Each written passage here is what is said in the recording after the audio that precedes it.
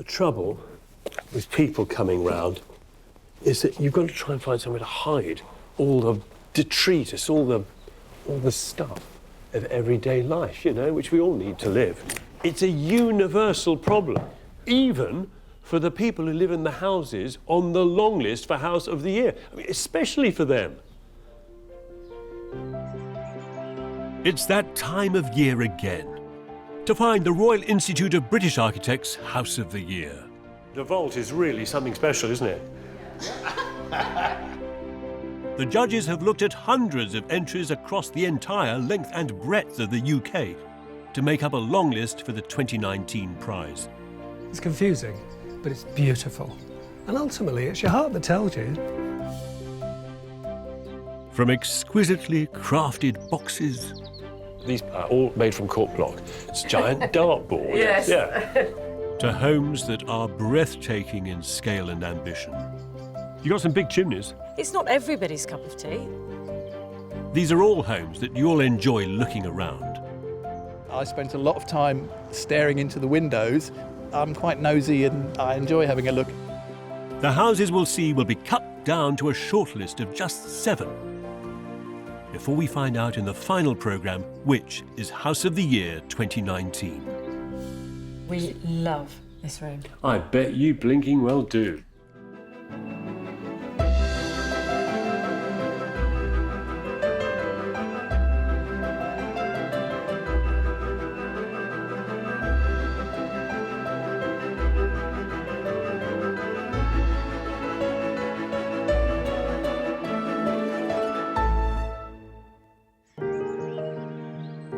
From all the long-listed houses we're looking at, I've taken it upon myself to separate them into 4 loose categories. In later episodes, we'll be looking at houses that respond to their surroundings, houses that are down to earth, and houses all about materials and craftsmanship. First up, though, we're looking at experimental houses. These are all pioneering, innovative homes that push at the boundaries of what's possible. Think of them as modern-day explorers, boldly going where no house has gone before. Like the Flint House, which was the winner in 2015, these are all places that are right on the cutting... Ow!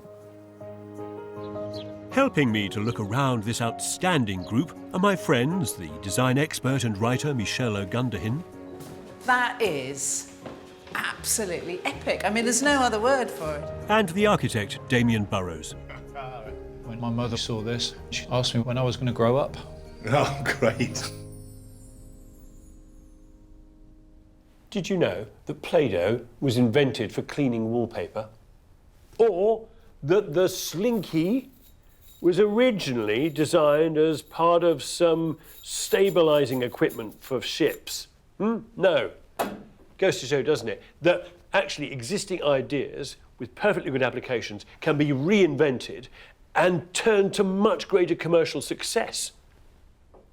Which begs the question, what are the houses of the future going to be made from? No, that's ridiculous.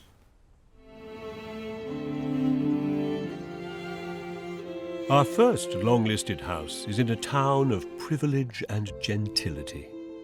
Eton in Berkshire, a surprising testbed for a new experimental design project.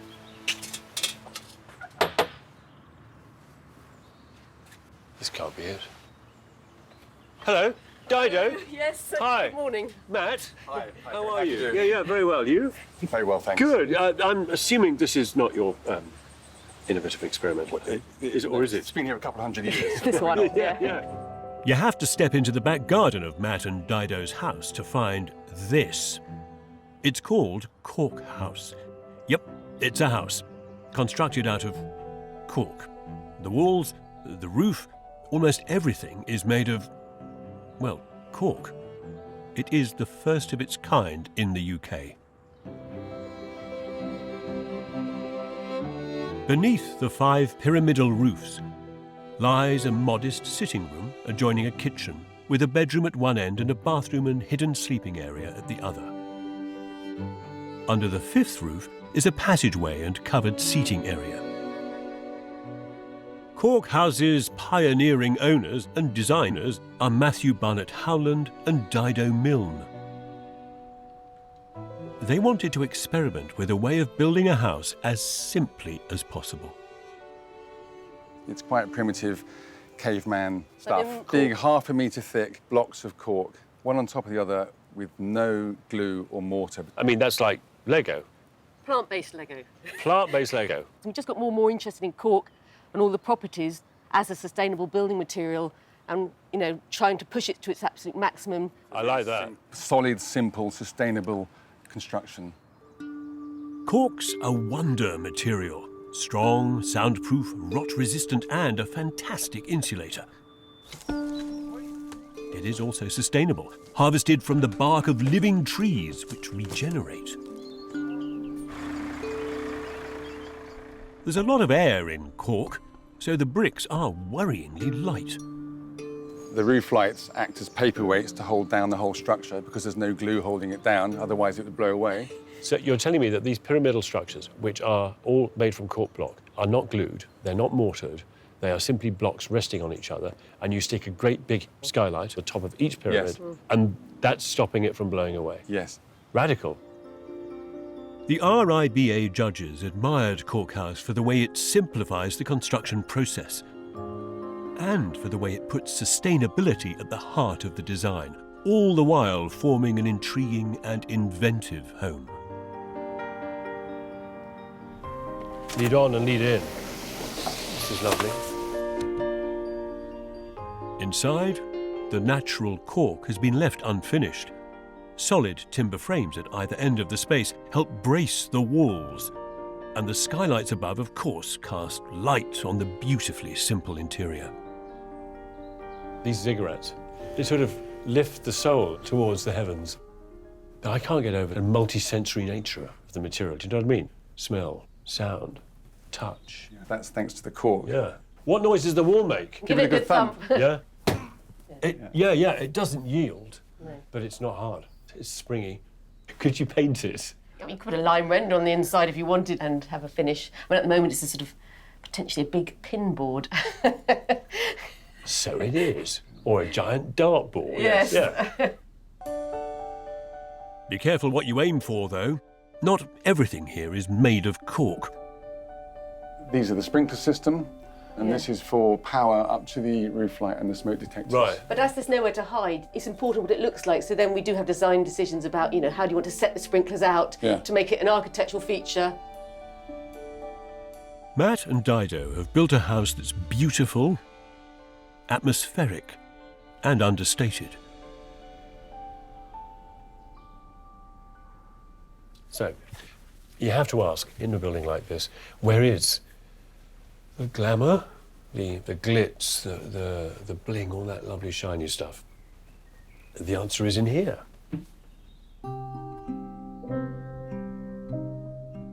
In the company of a mirror brass bath, you can seek refuge both from others and from cork. This is a cork-free haven, though it too has a ziggurat roof, a painted one, because they've squeezed in another bedroom above it. The most dramatic bedroom, though, is downstairs at the end of the house. Oh, yeah. What an amazing vaulted space. It's great when you're lying in bed, essentially under it. Can I try that? Yeah. Yes. You lie on the bed and you... Yeah. Oh, man, if I look straight up, the thing just almost like a bellows on a camera. It just kind of... Yes, comes it around just you, sort of yeah. seems to move. How do you sleep in here? Remarkably well. We've had quite a few friends saying how amazingly restorative it is. I'm enjoying this too much to actually want to get up. Matt and Dido spent 6 years designing Cork House. They started the project with Matt's father, William, who was also an architect. He sadly passed away, but left them some money to continue their cork experiment. He was very good at telling you not to give up and do it again. That's probably where where it rubbed off most on me. Matt and Dido co-designed Cork House with the architect Oliver Wilton. Before they built the house, they constructed cork models, then engineered full-size blocks in a lab to test out the interlocking system they'd evolved. I'm going to slide this one along. Please these do. Yeah, so two together are a little substantial in weight. Can we slide this one along so you can see the joint? There we go. It's snug on. Look Yep. at that. And then do the same thing with this. Yep, you're okay, sir. And suddenly you become an expert builder in this system. Is that on? Yeah, that's Yeah, on. that's yeah, it. yeah, yeah. You've just built your first cork wall. I feel as though I've also... it's like building a piece of... That's 3 down, but it took 1,200 blocks to make Cork House. Staggering. Equally amazing is that when the building reaches the end of its working life, it can be taken apart, brick by brick, and put in the soil to biodegrade. Sustainable design is fundamentally important now, and it's thrilling to imagine what Cork House might inspire. There's no doubt this project is enormously innovative, experimental even.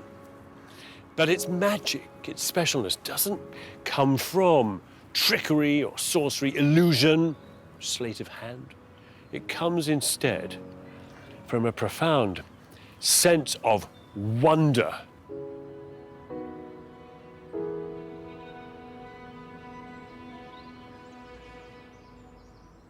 We've seen one wild, experimental home. There are 4 more to go before we discover which of them are in the running to be crowned House of the Year.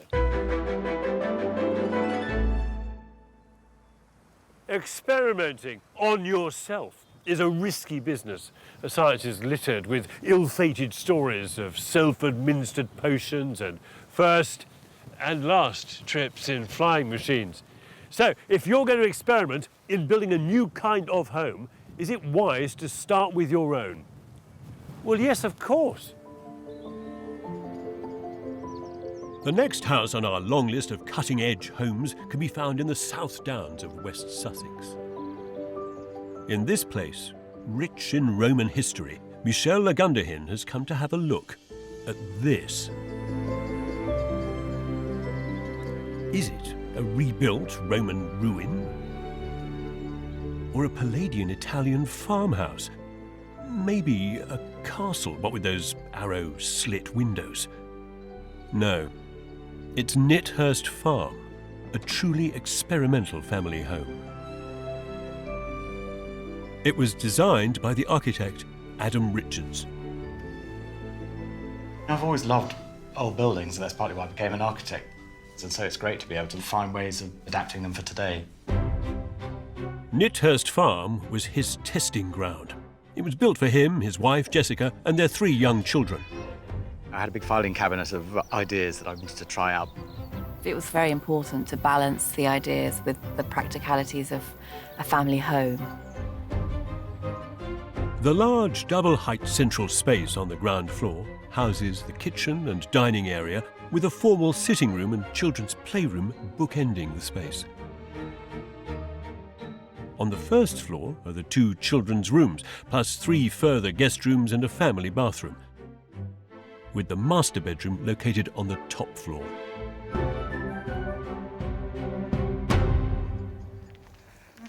Hello. Hi. Nice to meet you. Hello, hello. Lovely to see you. Well, this is all quite monumental, isn't it? It's like a modern house wrapped in a Roman ruin. There's quite a lot of Roman sort of remains around here, and we wanted to design something that sort of felt as though it had always been here in a way. So you wanted to kind of reference ancient stuff but make a modern house? Exactly that, yeah. The Romans loved bricks, and their empire was sort of built with things like viaducts and aqueducts. We love the idea of taking this primary building material, the brick, and making a contemporary house with it. Roman bricks were considerably smaller than the ones used in most modern houses, but Adam needed 30,000 of them. He could only afford cheaper, standard bricks. So he came up with a novel way of achieving a similar result. We use these very thick mortar joints to play a bit of a game of scale with your eye with the bricks, so you can't tell whether it's a small Roman-sized brick or a normal-sized brick. So they're normal-sized bricks, but then the mortar is twice as big. 3 times as big. 3 times as Yeah, big yeah, as normal. The idea of super thick mortar to suggest that the bricks are tiny was a new one for their main contractor, Matthew Duke. From your perspective, did you just think, oh, this is architectural madness? Why do that? There was a certain amount of why. There's a risk of the mortar either being too wet or not mixed well enough before it's used, so it can sag if you're not gentle with laying the bricks. Every mix has got to be absolutely accurate to avoid the colour variation, which would jump out a mile on this brickwork. They couldn't lay the mortar for 6 months while they waited for the right weather. But Adam's experiment has been a success. He's made a building that is utterly of its time, and yet it seems to resonate with the classical world that was once here, in this place. The house was longlisted by the judges from the Royal Institute of British Architects because of its chameleon-like charm. It seems neither old nor new, somewhere in between. Oh, wow. The inside is equally intriguing, like a modern concrete church. Well, it was important for us to have a big main space for the children and for our family to be in, and for the kitchen to be in the centre of that space. When we were looking at the design, we realised that actually there's this sort of great history of medieval great halls where the whole household lived in one big space, and there would be a fire in the middle, people would live, eat, even sleep in this great hall. Although we don't sleep in here. Modelling a family home on a communal great hall makes a lot of sense. But medieval architects never had to think about where to put the washing machine. Adam, however, is a modern man and has hidden away a utility room, a study, a cloakroom, and a larder in a series of thick concrete pillars that are supporting the double-height ceiling. These look like massive towers. Is that what's holding it all up? That's right, yes. They're holding up the building, but they're also doing useful jobs. So all the things that are often tucked away at the back of a house, they're all open onto this big one main space. Clever. And when sharing one big room all gets too much, go left through this door to reach the tranquility of a fine and formal living room. Oh, how wonderful. See, with your big great hall in the other room, I kind of assumed that was all of your living space, but then you've created this wonderful little sort of more private room for yourself. This is like the cosy room. I love how here, to get that cosier feel, you've literally cloaked the walls in kind of what looks like very sort of old tapestries. The big main space can sometimes feel quite chaotic. No. So it's a relief to come in here. So, a left turn from the Great Hall takes you to peace and quiet, but a right turn leads to a mysterious secret passage. It's all got a bit dark and twisty-turny back of house now, hasn't it? Yeah. What's happening here?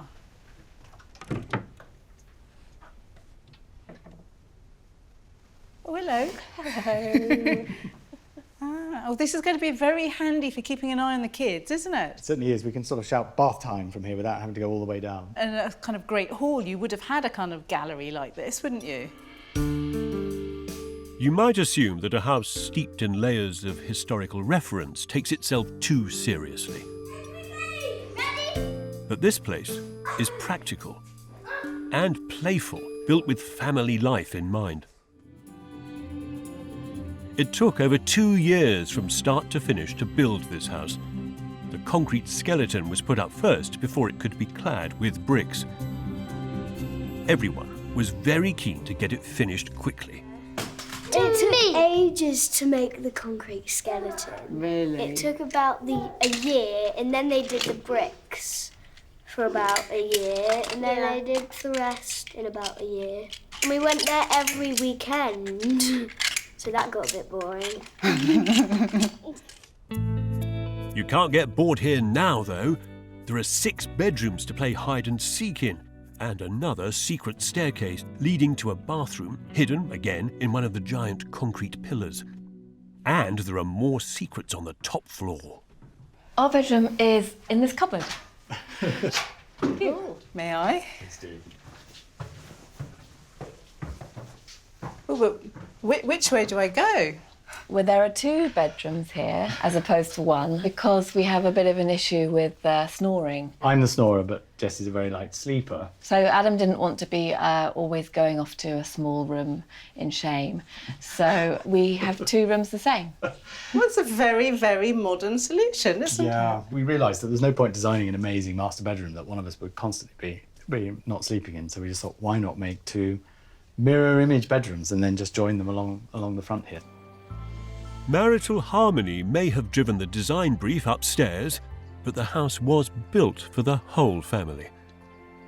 Adam's plans romantically draw on and then reinterpret centuries of beautiful architectural ideas. It is wonderful. Adam and Jessica took a risk with the experimental nature of their home, and it could have ended up being a bit of an architectural folly. But instead, it's a fantastic family home. But best of all, the children get to grow up in their very own castle. So far, we've seen 2 groundbreaking experimental houses. We've 3 more to go. Oh, it's beautiful. Very sculptural room. Before we discover which of them the RIBA judges have shortlisted for House of the Year. The minimalist composer, John Cage, once wrote a piece of music called 4 minutes 33 seconds, which comprised nothing but total silence. Don't worry, this isn't it. We just couldn't afford the copyright. And actually, it's for piano, not guitar. Anyway, it proves the point that in order to be experimental, you do not need to be loud. And in this vein, our next experimental longlister is quietly placed on the edge of the charming and traditional Peak District. Architect Damion Burrows has come to take a look. This is a really beautiful part of the world with row after row of stone-built cottages. But in amongst all of this comforting regularity, it makes it exciting when someone shakes things up just a little bit.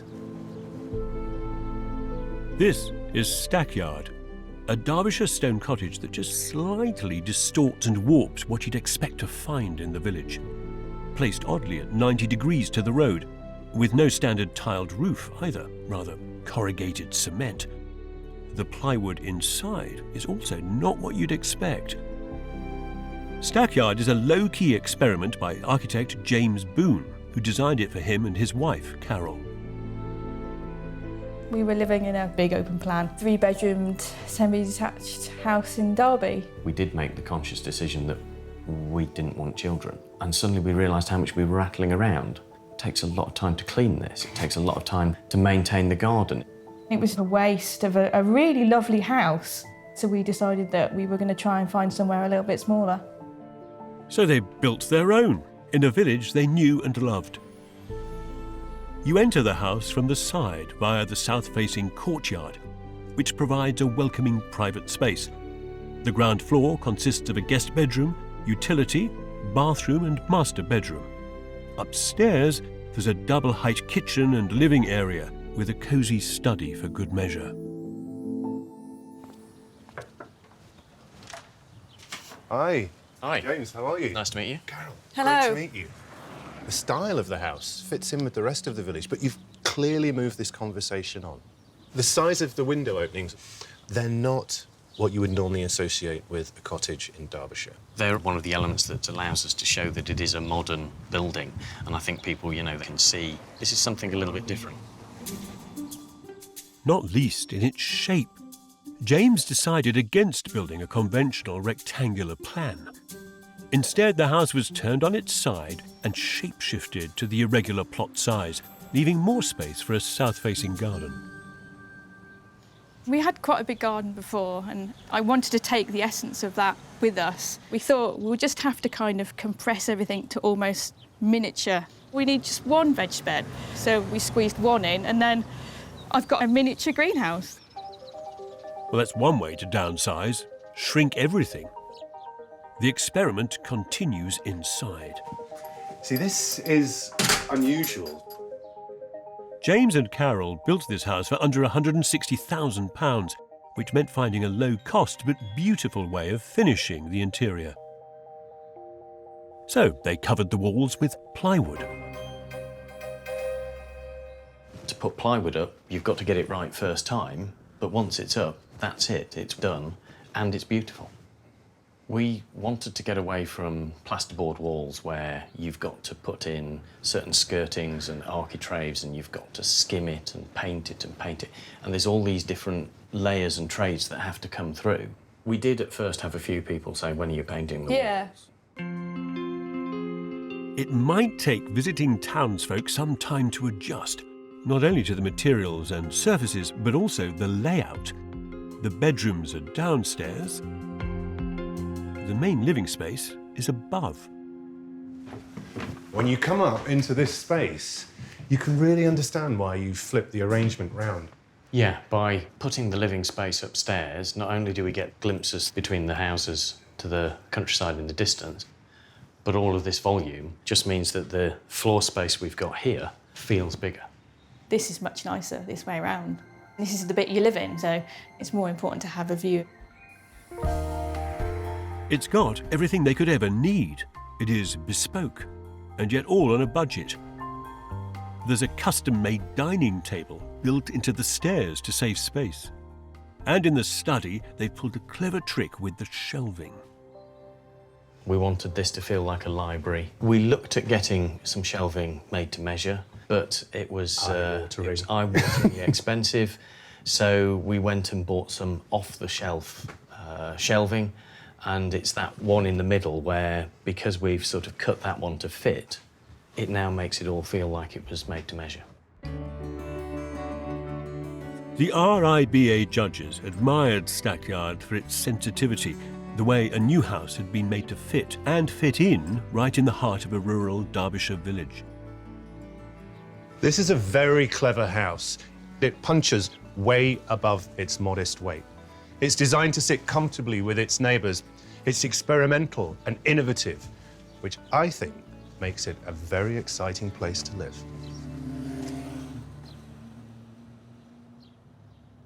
Innovation is a word greatly overused in the English language, along with up-and-coming area and amazeballs.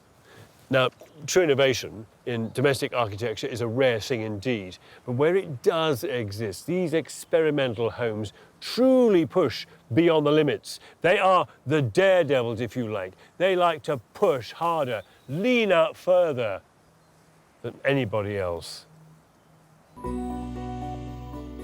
Our next longlister pushes the limits of what's possible with eco-buildings. Michelle is in Buckinghamshire to find it. This is Lark Rise. Hidden among the trees of the picturesque Chiltern Hills, it's a super low-energy experimental green home. Elegant, unfussy, and yet high-tech. On the ground floor is the master bedroom and guest room, both with ensuite bathrooms, as well as a boot room and combined plant and utility room. Upstairs, the central staircase separates two spaces, a living room on one side and a combined kitchen dining area on the other. It was the idea of a Swiss psychiatrist and animal lover, Hanny Wiedeker, who commissioned it. I grew up in a family where we did not waste. I don't buy more than I really want. It's terrible what you find everywhere, especially plastic. Hanny's dislike of waste led her to build a house that didn't waste a thing. Lark Rise holds on to every last bit of energy. There's high-performance triple glazing, insulated window frames, and super thick insulation. Even the heat from the oven is saved and used to keep the rooms warm. Good morning. Good morning.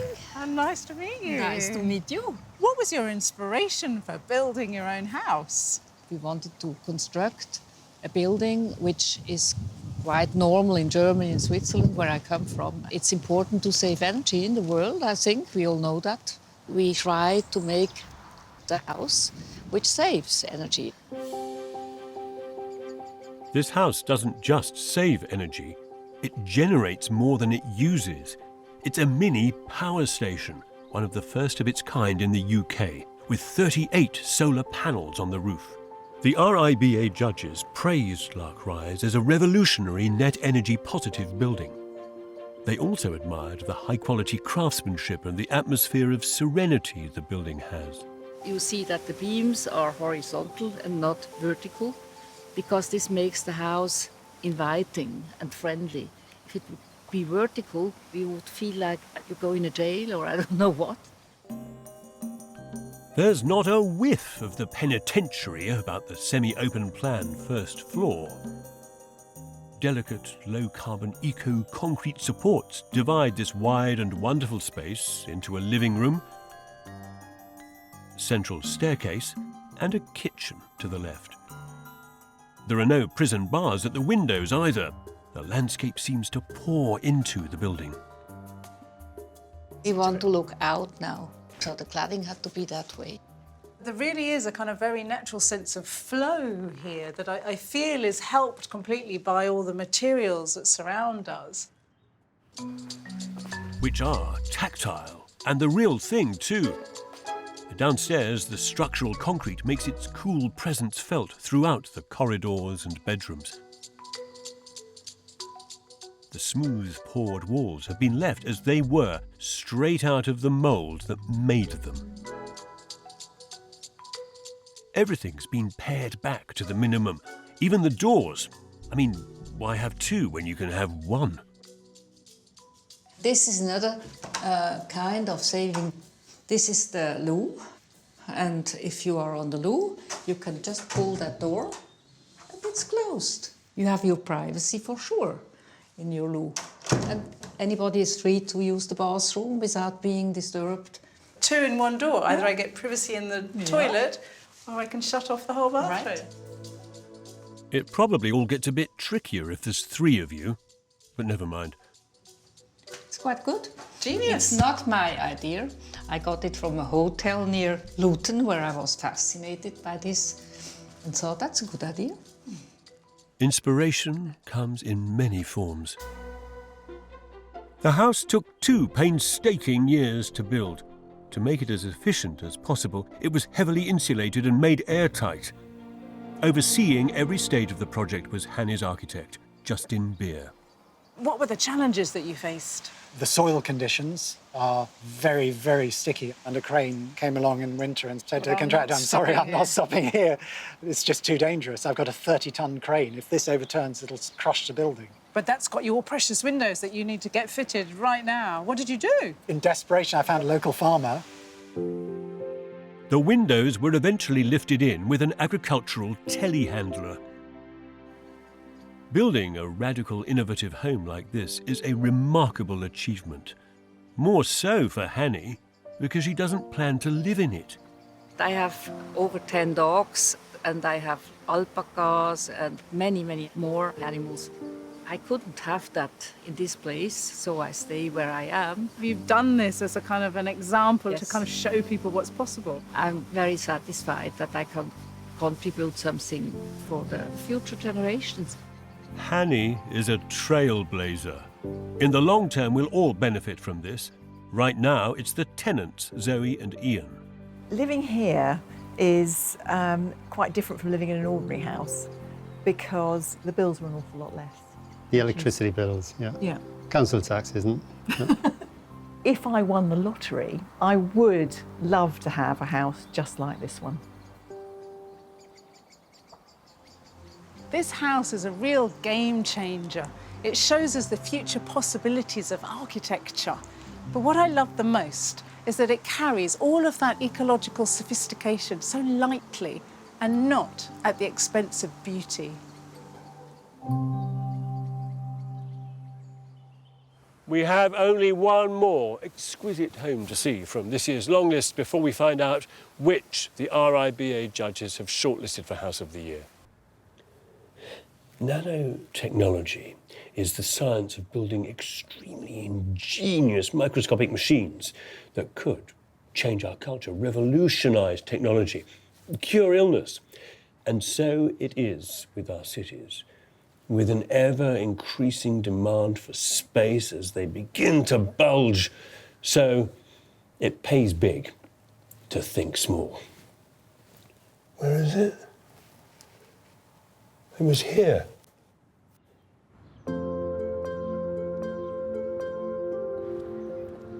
I'm hunting for the next experimental house in the busy streets of South London. Somewhere among these rows of terraced houses sits one of the smallest homes on the long list. Ah, you see, it may be petite, but this house has a big presence. This is Pocket House. Two beautifully crafted boxes balanced delicately on top of one another. Clad in matchstick-thin strips of western red cedar. Occupying an area of only 35 square metres, this is a brave experiment in building as big as possible on a tiny, tiny site. Almost 50% of the living space within Pocket House is below ground. A light well forms a patio area that connects to the two bedrooms, with a bathroom in the opposite corner. The ground floor consists of a hallway, WC and kitchen diner, topped off with a living room on the first floor. This house was designed and built by architects Nicola and Ty, who live here with their two daughters.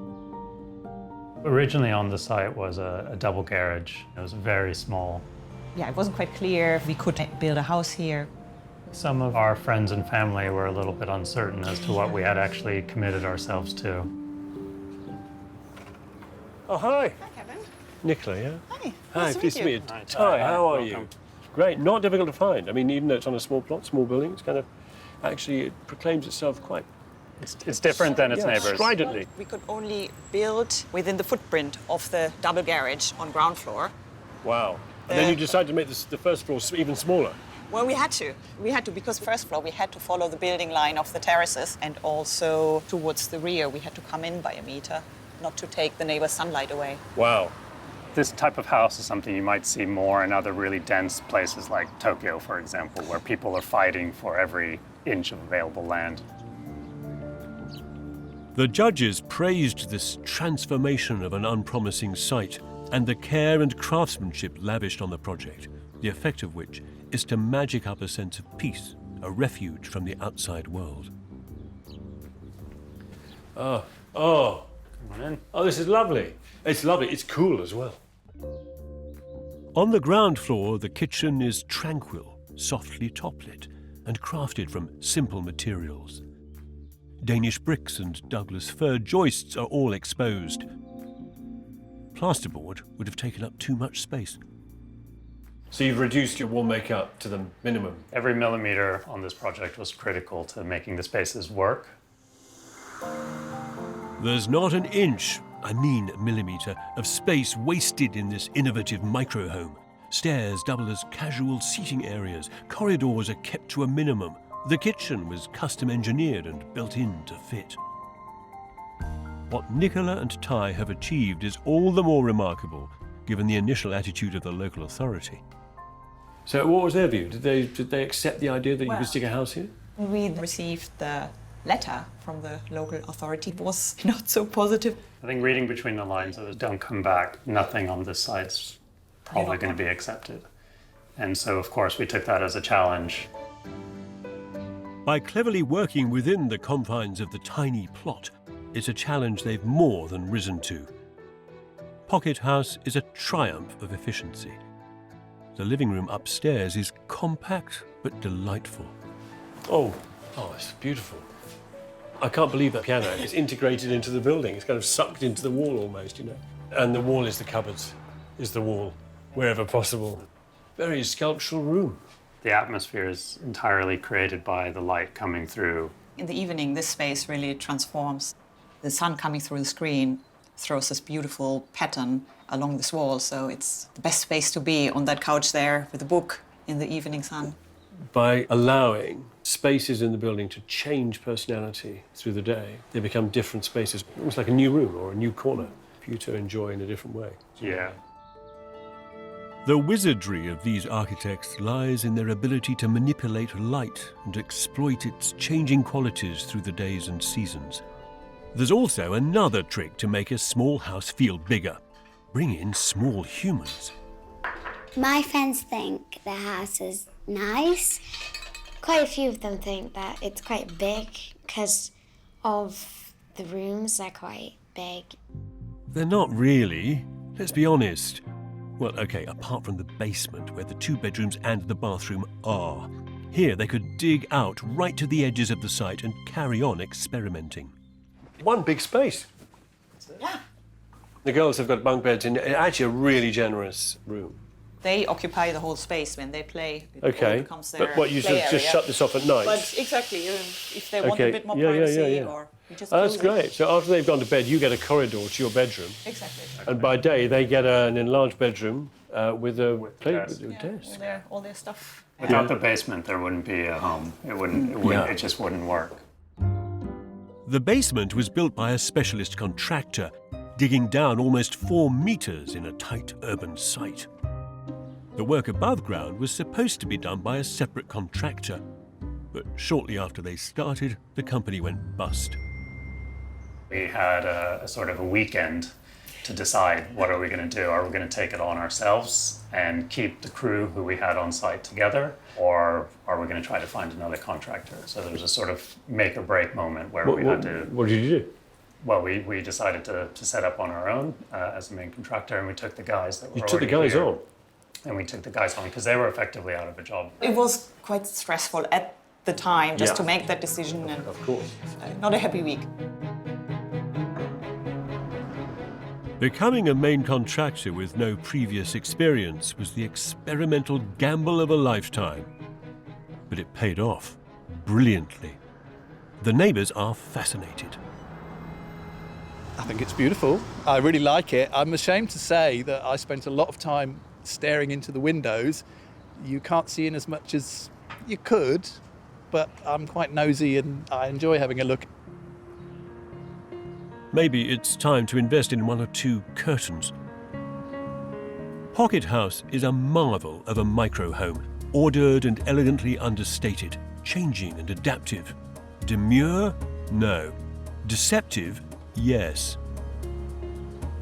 This house is altogether a bit more of a player, a punter. This house took a gamble on this site. This place dances on its feet.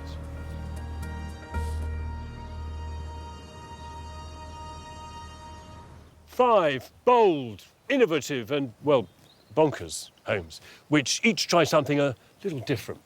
But which of them do the RIBA judges think worthy of a place on the shortlist? Cork House, the vegetarian Lego brick home that's radically simple and sustainable.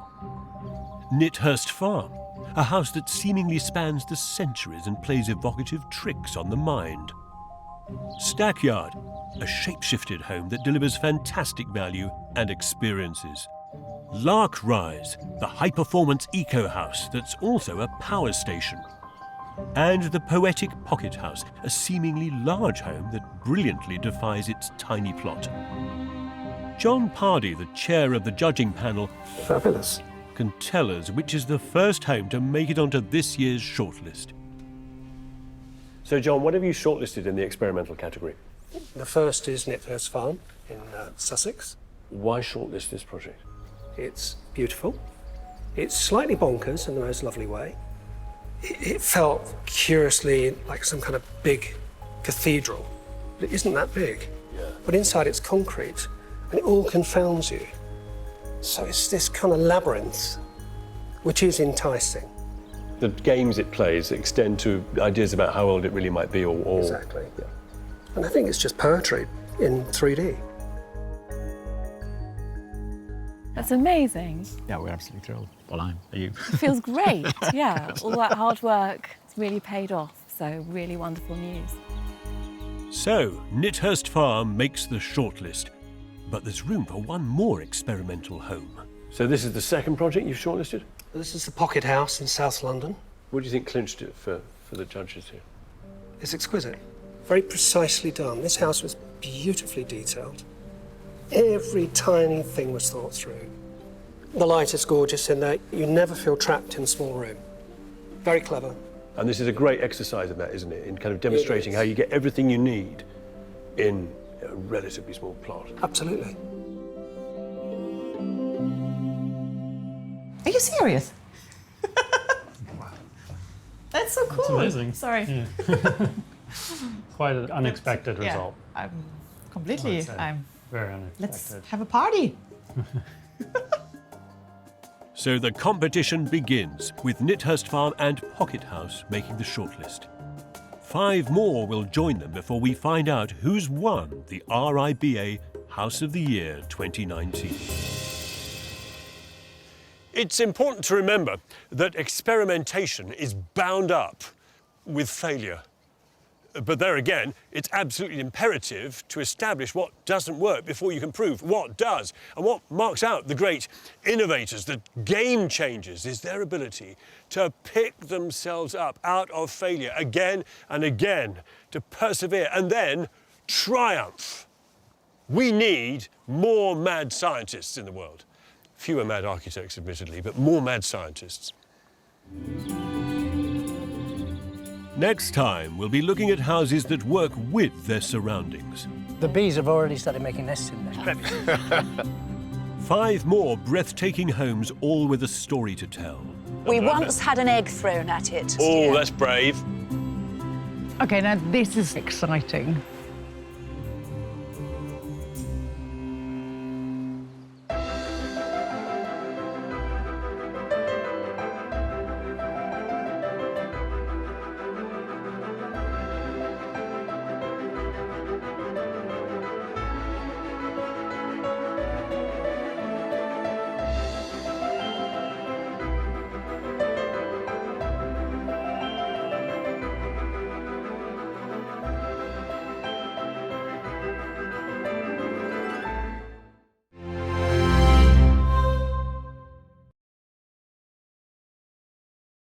Where they are. All of them are beautiful and ingenious. All of them cleverly connect to their setting. Exploring these buildings with me is the architect Damion Burrows. You turn the corner and you're in this courtyard and it just feels majestic. And the interiors and design expert, Michelle Ogundehin. And of course, that is absolutely epic. I mean, there's no other word for it. In order to help a new building fit into its surroundings, respond to its context, you can choose to look around the environment and the buildings and incorporate the shapes and the colours of what you see there to make something that truly blends in. And that's one way of doing it. There is another, though. If you're clever, you can make a building magically disappear into its environment, like a stealthy ninja, so no one would know you're there.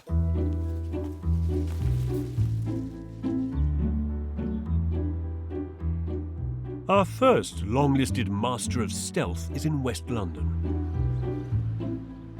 It's somewhere among this sea of traditional white-rendered wedding cake buildings, crouching like an architectural tiger. Blink and you'll miss it.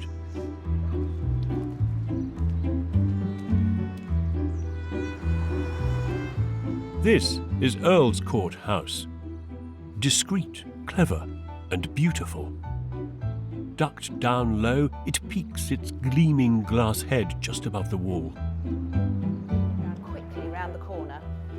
It was designed by a lover of the minimalist, the architect Sophie Hicks, who also lives there. When I started designing Earl's Court House, the aim was to maximise the potential of the very small site. How do we get something that feels really comfortable, that looks really settled and correct in the street, that uses every square centimetre?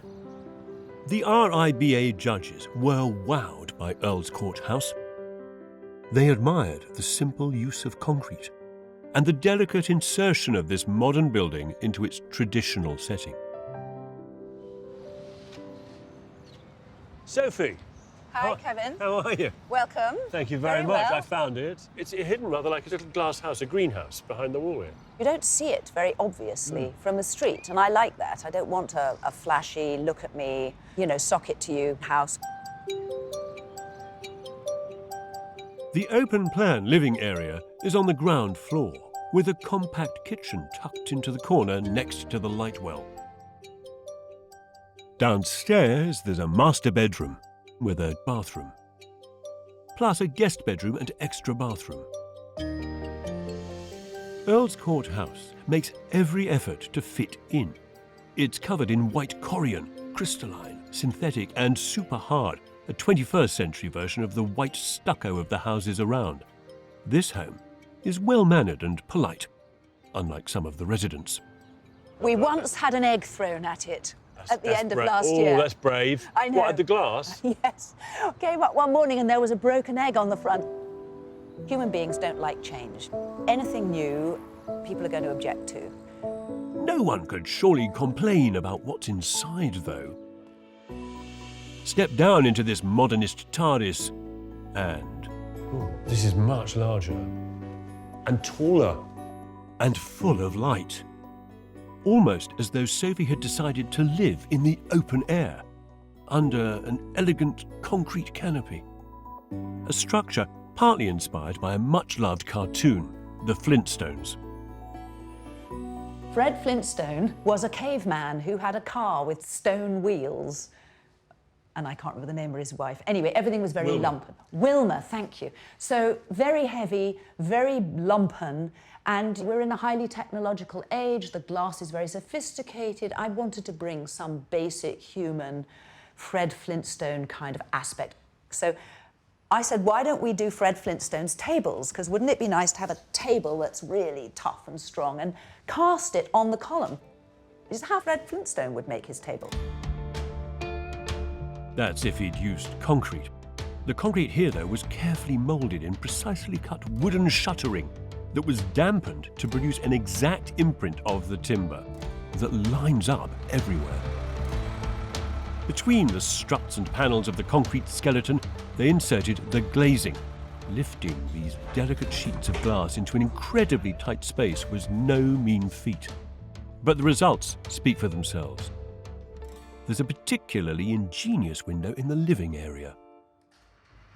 Oh, yeah. It opens up to the outside. I wasn't expecting that pane to... I was expecting something else to happen. And it's so nice being so close to the tree, because in London to be close to greenery is very rare. Big well. Yes. So rather than having So this is the bifelt over a handrail. patio, So, you know, this is just a handrail. it's a very nice place to hang out. It's comfy. Earl's Court House is a precise house, full of surprises.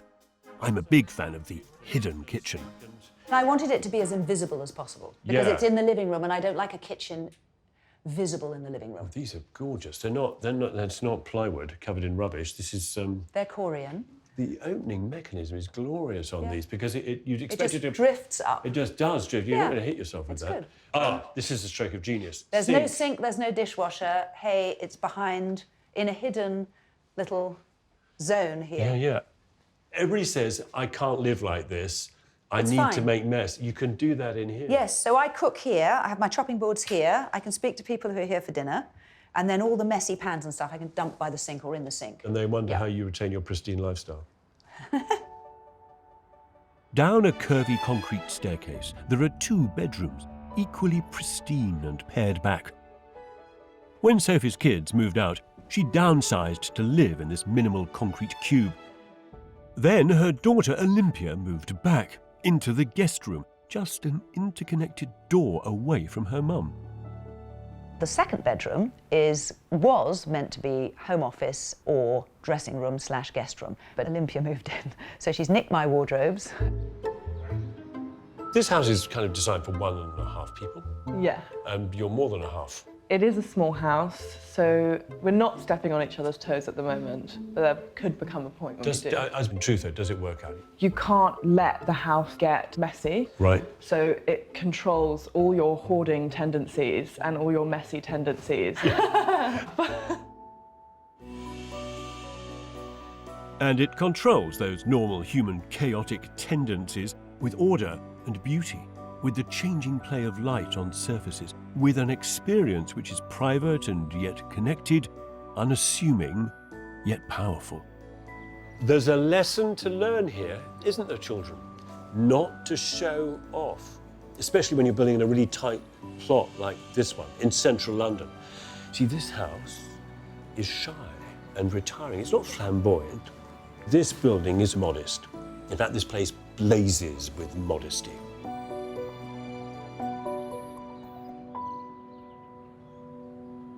We've seen one house that's beautifully settled into its surroundings.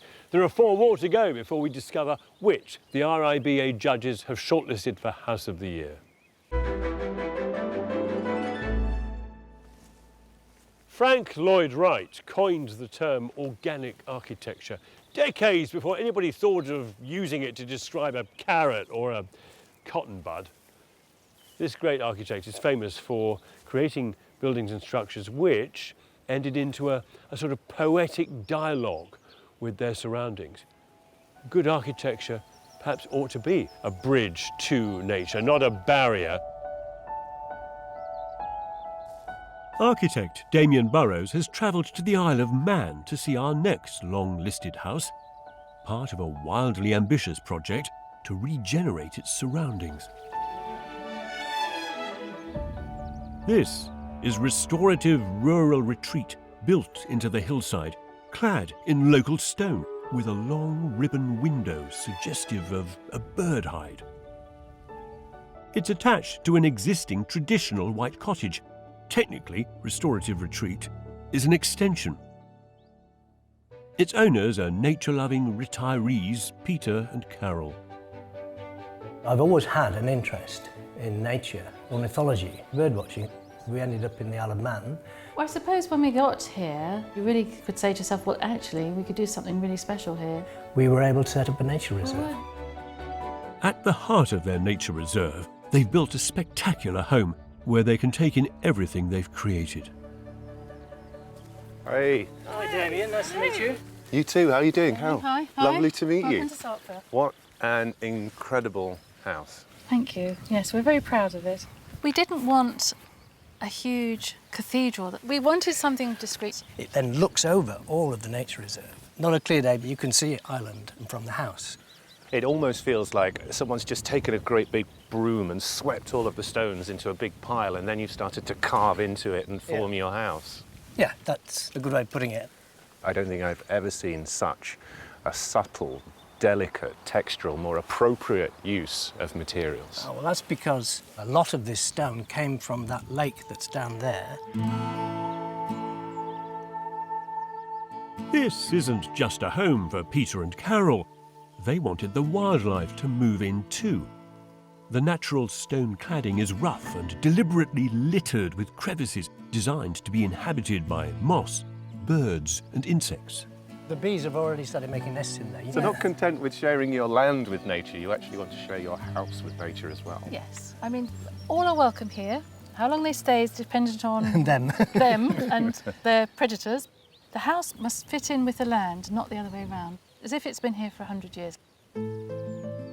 The RIBA judges heaped praise on this excellent response to the landscape, commending the use of local material and the way it seems moulded into the hillside. They marvelled at the horizontal slot window and the thick concrete walls that provide a sheltered and embracing experience inside. The house is designed to be invisible to passers-by. The roof is level with the road and covered in grass.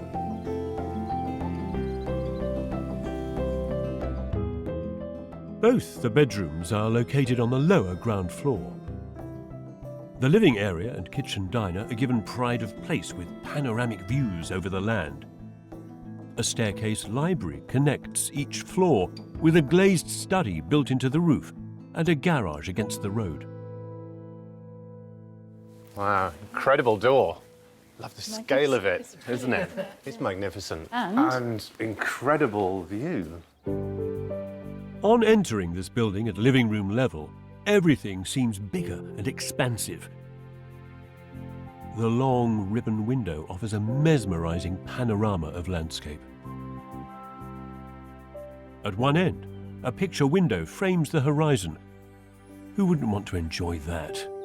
It's almost like I've stepped inside and I've immediately stepped outside again. Yes, it is, yeah. And we were after a little bit of peace and quiet as well. I think you've got a little bit more than a little bit of peace and quiet. It's certainly quiet. Yeah. I think this is the best bird hide I've ever been in. Sweeping views over these sweeping hills. It's absolutely fantastic. Restorative retreat has everything the soul, mind and body could possibly need. Beauty, tranquility, and a high-tech Japanese robo-grill. I put in this teppanyaki plate. If you've been to a teppanyaki bar in a Japanese restaurant, they use spatulas like that and they cook things like prawns and they flick them at you. It's that sort of, this is my dream kitchen. The oriental discipline of the kitchen is matched by a rigorous palette of materials here, limited to concrete, timber and brushed steel. It may be a local stone building on the outside, but indoors they couldn't find a lot of what they needed. Building on the Isle of Man can be very expensive because a lot of things have to come from overseas. This huge piece of oak was brought over from England. Because you don't have a lot of materials on your doorstep, because they're not commonly used, that puts another degree of complexity on the build. We couldn't get concrete at one time, could we? Yes. We did get it finished, albeit it was about a year late. The project took just over 2 years to complete. Building a new home that appears as though it's nestled here for decades doesn't happen overnight. You could be mistaken for thinking that it had been here for 100 years until you start to look at the architecture a little more deeply. Yes. And then you see the use of very contemporary materials like cork, that wonderful rusting metal trim around the window. Yes. They've used steel that deliberately ages and rusts with the weather. A sharp move by the architect, Will Foster, on what is an extremely exposed site. You needed to make a building that could stick up for itself in this environment. I've been blown over by the wind, so the corners of the building help deflect that wind. The windows are designed also to deal with the wind. So on the upper levels, there's no opening windows because you open them, they're gone. It does look bunker-like. It needs to survive. So we wanted to make a building that would stand the test of time, but more importantly, it would age gracefully with the landscape.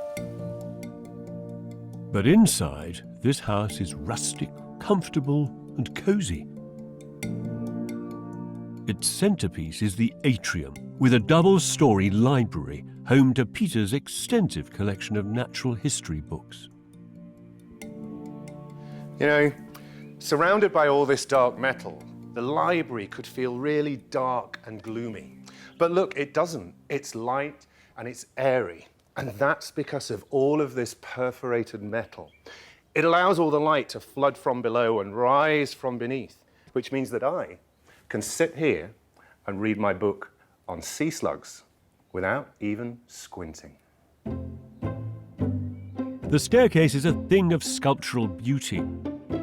It took months to forge.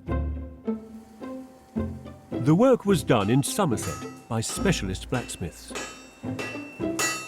Kyle and John worked together to bring the complex design to life. It took 7 days to fit, and we worked from 5 in the morning till 12 o'clock at night, every night until we got it done. And then once we got the staircase in, we then realised that we still had the 5 tons of bookshelves to fit that was still having to get up through the house and up through the staircase that we'd already put in. It was a bit of a challenge the whole way through. Peter and Carol set out to build a home in which to enjoy their retirement and share their love of nature. But what they've built is something their entire community can be a part of. They're now planning a visitor centre so local school children and eco-tourists can enjoy the reserve, with this extraordinary house at its centre. To build a house that's in complete harmony with its environment, well, that's one thing. But by combining the forces of nature with the boldness of architecture, Peter and Carol have created a truly remarkable home.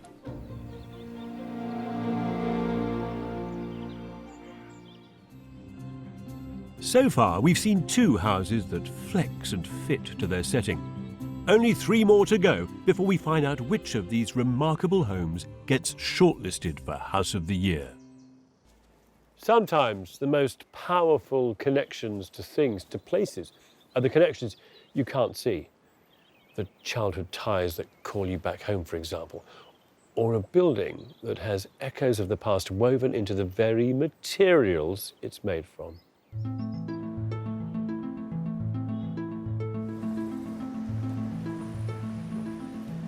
Our next long lister harks back a couple of 100 years to another time. It's hidden away in a sea of traditional brick-built streets, but it is ambiguous, enigmatic, made of wood. Ooh, it's a bit of South London rustic. This is South London House, dressed in strips of beautiful black timber. This time-travelling shed doesn't mimic its surroundings today, but as they would have been in the 19th century. It was designed by the history-loving architect Jonathan and his wife Catherine. Well, this part of South London, there's a tradition of black stained timber boarded houses. And that was typical of the style of houses that were generally around this area at that time. Not something that every passerby would know, so Jonathan's provided a helpful explanation. Hiya. Hello. Oh, hi. Catherine. Nice to meet you. How Hello. are you, Jonathan? How are you? Hi. In the wall, just there, there's a photograph from... 1890. But there she is. There's a lady wearing an apron, staring sort of almost quizzically at the camera, and a very, very large fencing panel next to the house. Yep. At a jaunty angle. Which could have been about here.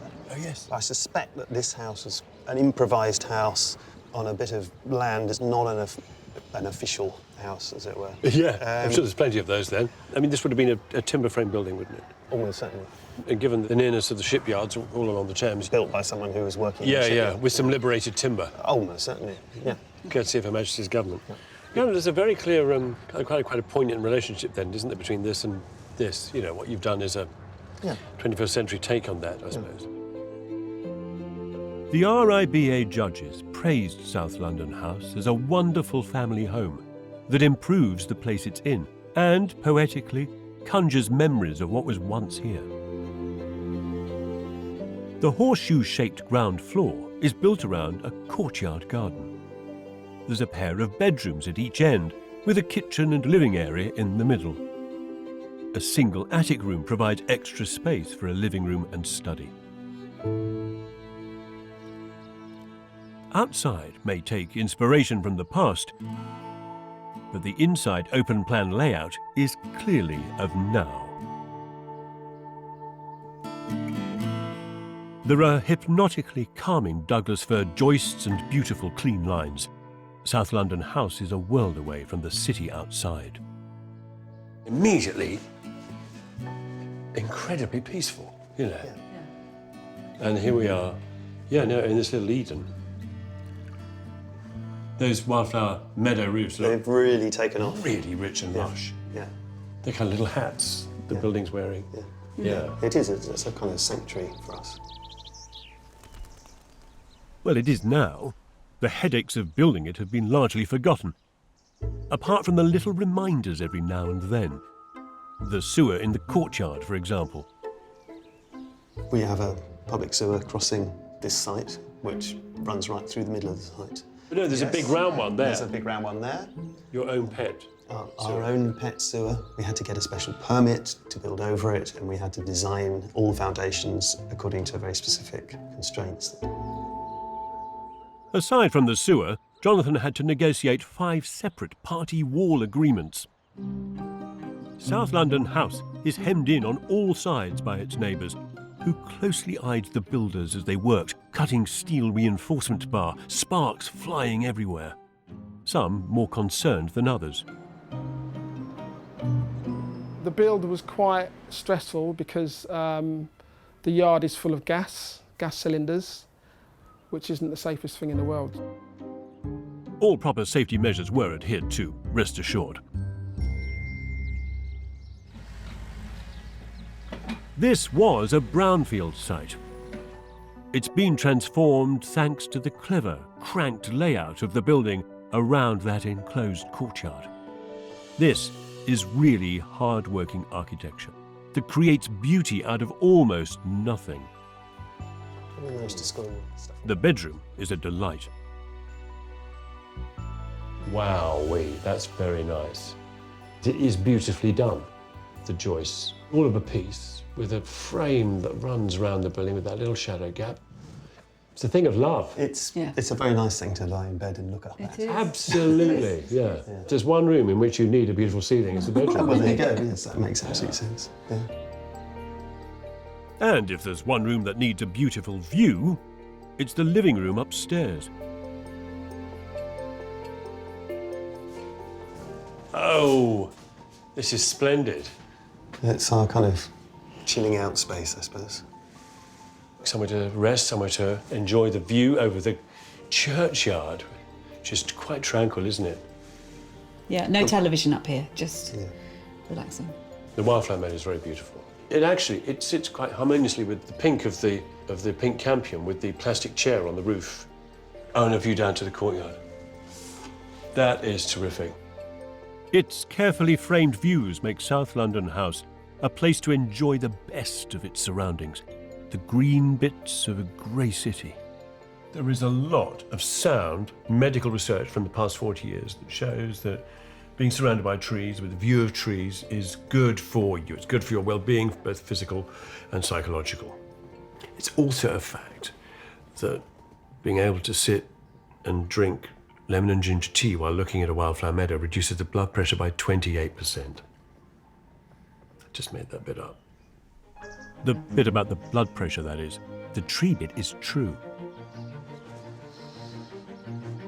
So, this new house sits on the site of an old one that was here 100 or so years ago, which is now long gone, but of which perhaps some stain, some memory remains. This house was probably built by, almost certainly lived in, by people who worked in the shipyards here. Jonathan and Catherine enjoy that sense of history, that contact. They relish in this new house that reverberation to the history of this place.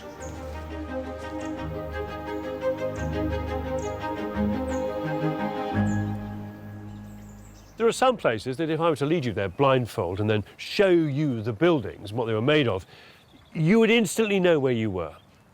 Bath stone houses, the red bricks of Manchester, the earthy cob of Devon, the granite of Aberdeen, and all of these materials speak of their place. And so making houses out of what can be dug up from the earth connects a building to its surroundings.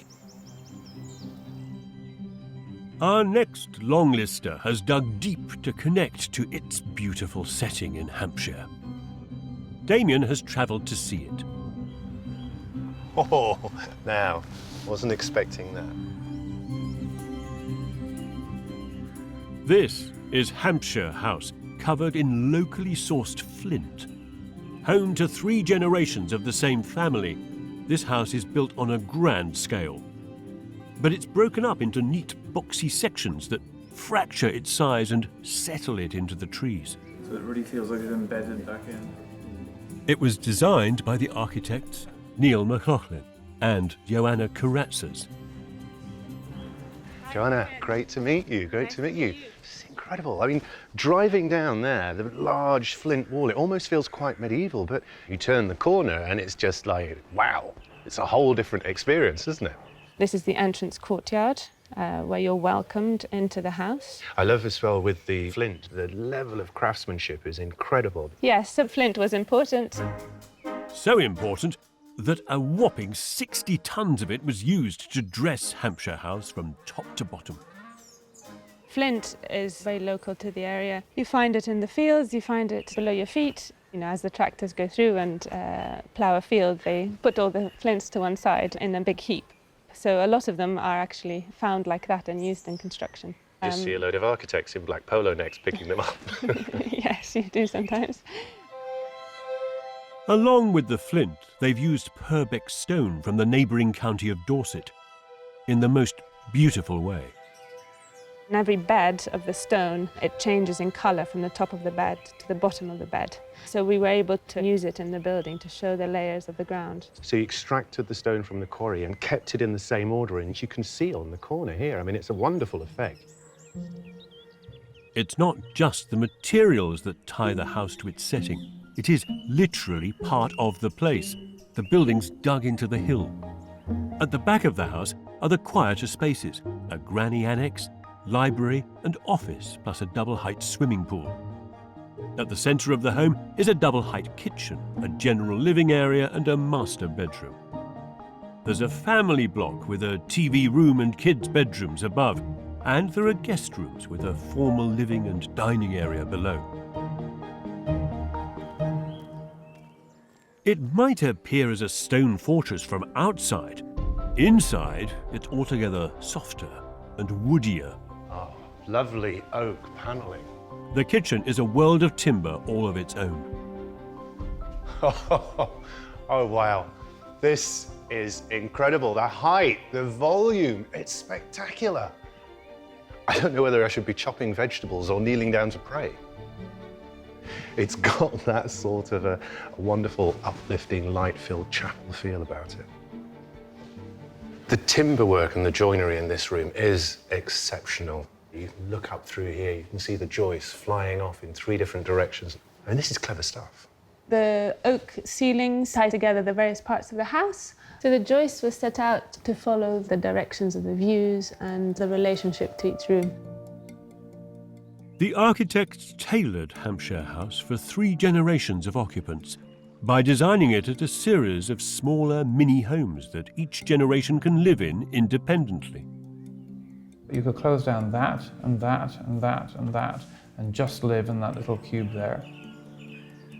They have their bedroom upstairs, they have the kitchen, they have the family room with a dining table. So you can live in that small bit of the house, and it's meant to be something that feels as though it's the right size for whatever group of people is in it. Ingenious. The RIBA said this home radiates tranquility in a way that should be celebrated and commended.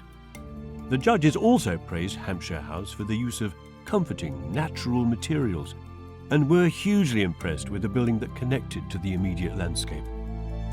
We designed the openings to be as large as possible to bring you out into the landscape, or you bring the landscape into the room. And if you were going to pick a room to have as your main bedroom, then this is it, isn't it? Because, I mean, look at this.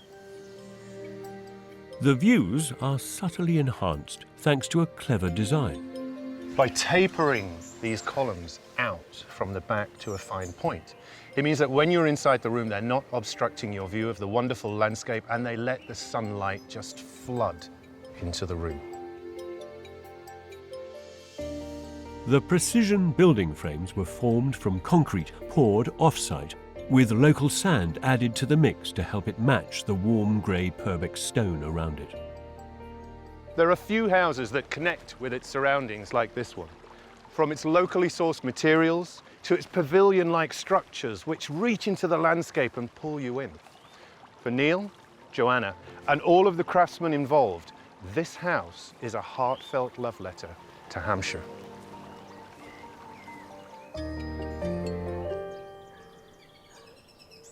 There's only one more house to see, one more, which responds imaginatively to its surroundings, before we find out which the RIBA judges have shortlisted for House of the Year. Beautiful landscape, isn't it? Although putting up a house, someone is putting up something extraordinary in a place like this comes with its own set of challenges. For example, how do you make sure that whatever you put into it feels appropriate, doesn't trash the place? Michelle has travelled to see our next remarkable house on the Isle of Skye. Beautiful, windswept, craggy mountains, wide lochs, sweeping expanses of unending coastline. Any new building would do well to fit into this extraordinary landscape. Okay, now this is exciting. This is Black House, and it beds in beautifully. It's wrapped in a Siberian larch cloak that connects it to the shadows of its setting. Although its dark and brooding presence contains an interior that is the very opposite.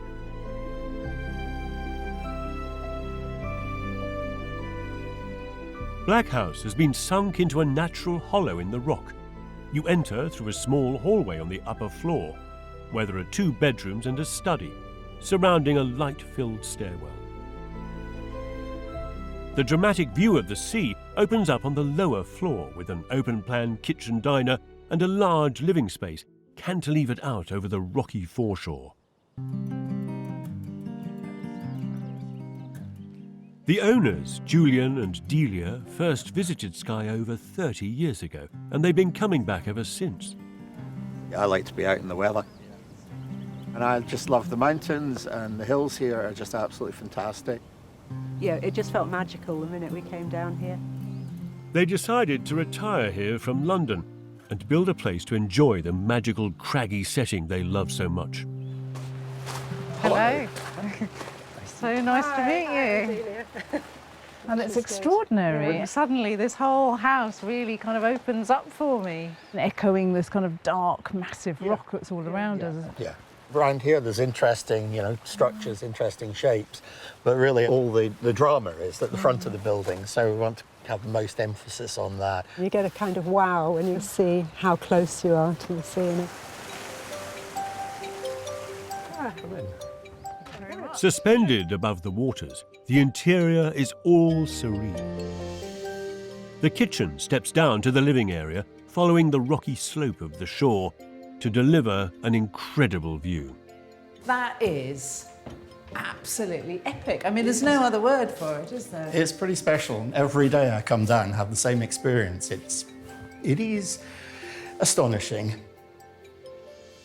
The view is the point of this house. It's completely sort of unfettered connection with outside. I mean, this window is absolutely enormous, but all the detailing is so sort of skinny and discreet. Yeah. What's it like in a storm? It feels rather wonderful, being as if you're at the front of a ship or something, I suppose. Yeah. When it's wild outside and you've got the stove on, and it's nice and warm in here, and it's just the contrast is very nice. Not so nice, though, for the builder, Frankie Wallace. Weather was against it quite a lot of the time. Boys were actually getting saturated, on days when they were painting it. A few times we had to replace some of the insulation because once that was soaked through, that was it, you know what I mean? One day I came down here and one of the builders who was doing the painting on the outside had a full survival suit, such as you'd wear, on the high seas or something. Was out there painting it, still getting soaked, but, was giving it a go. That is dedication. It really was, yeah. Yeah, we watched him from the car.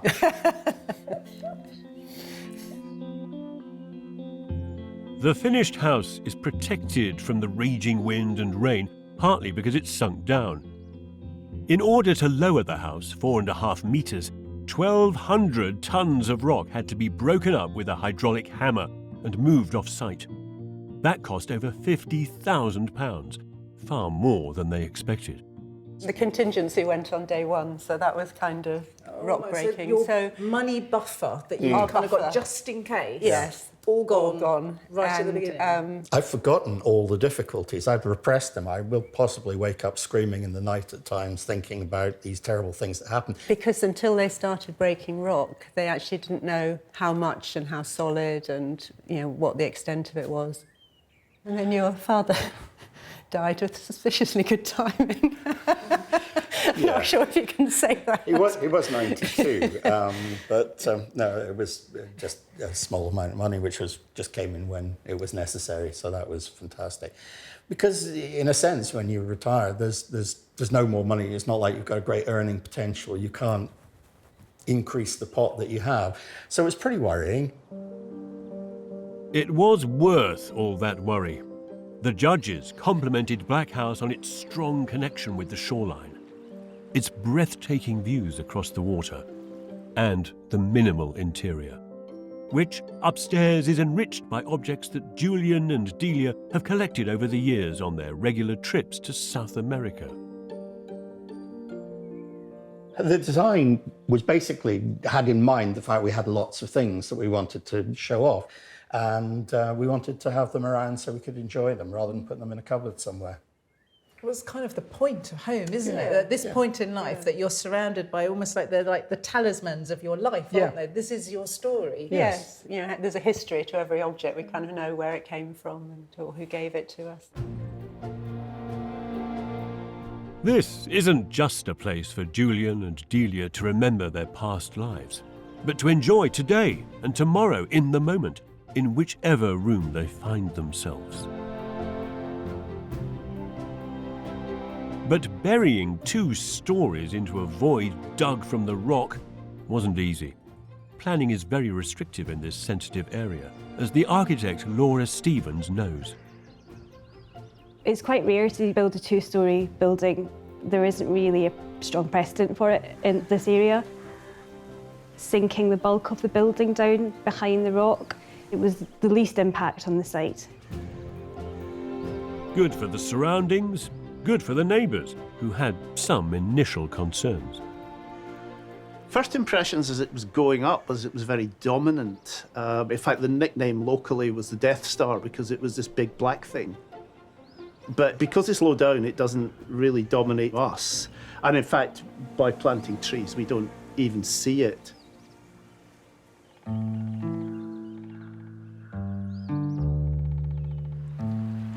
The beauty of this building is that it's an elegant, modern home, but set within an ancient landscape, such that it really adds to the environment instead of competing with it.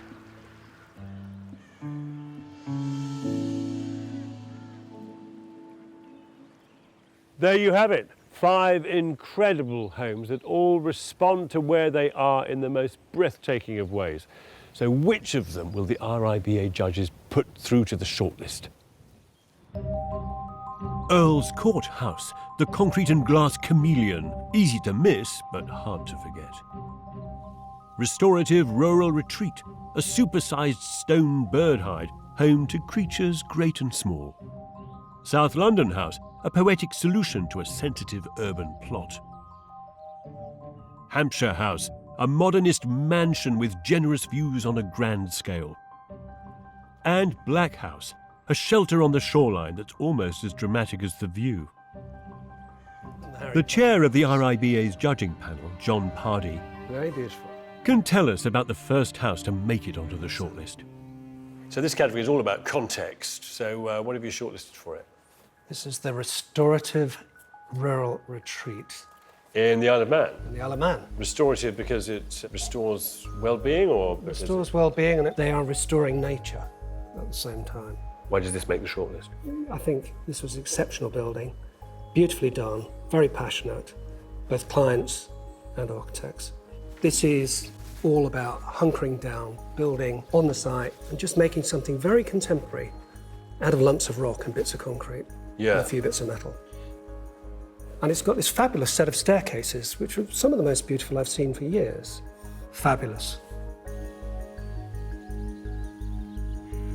Wow. I didn't know that. Well done. That's brilliant. I'm really pleased. I am over the moon! So, Restorative Retreat is on the shortlist, but there's room for another one. So what's this project that you've shortlisted? This is the Black House on the Isle of Skye. Why shortlist this project? What a landscape. It was fabulous. It just fits, just by using the right materials. So it's a box, but it's a box with a few little tricks. You get that wonderful change from a black, slightly rough carapace. And you walk in and it's smooth and it's white and it's abstract. And that was a lovely contrast. So the key moment in this building is when you go down and then that room. Just that room with that view straight out. And you're catapulted out as if you're falling in the water. And you could sit there forever. That is a special space. That's really surprising. Well done. Oh my goodness. I just can't believe it. Because I look at the list of the other houses, I've seen the other houses, and I'm just like my heroes. So the competition continues, with Restorative Retreat and Black House added to the shortlist. But there's room for 3 more before we find out who has won House of the Year 2019. Sometimes the idea of standing out can be less than outstanding. Equally, to blend in, to camouflage yourself into a landscape can sometimes be a cop-out. The homes you've just seen, in fact, all sit quite proudly in their surroundings, and yet they all also speak softly but clearly of the need to belong. And they can all pack a punch when called on to defend their position.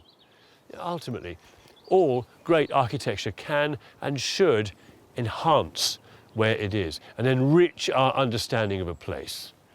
So let's have more of it. Next time, we'll be looking at houses that are down to earth. This space is incredible. What was the budget? 350,000. Budget isn't a barrier to creating interesting spaces. Wow, very simple and elegant. These are plain-speaking, simple, honest homes. The sort of houses you'd want to go to the pub for a drink with.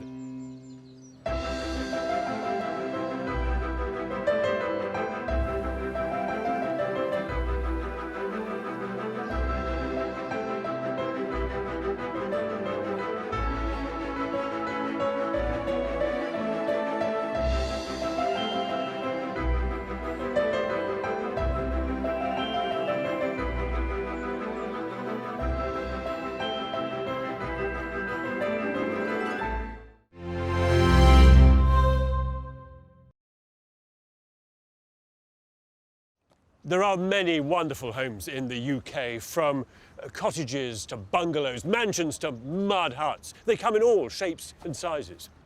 But only one stands apart from all the others. One is mightier than the rest. Once again, we're nosing around the incredible buildings which are in the running for this year's House of the Year prize. The staircases all seem to be free-flying, like they do in Harry Potter. So far, we've seen some extraordinary experimental homes. It's confusing, but it's beautiful. And ultimately, it's your heart that tells you. And some remarkable homes which stitch themselves into their surroundings. It's hidden behind the wall here. I like that. I don't want a flashy, sock-it-to-you house. In today's episode, we're looking at a category of houses that are all down to earth. We knew we could create interesting spaces using very basic building materials. At the end of the episode, we'll find out which of the spectacular houses on the long list have been shortlisted by the judges from the Royal Institute of British Architects. You know it when you walk up to this building. You just know it. And at the end of the series, we'll learn which of these has won the 2019 House of the Year award. So get ready for some serious eye candy. And shoes off, please.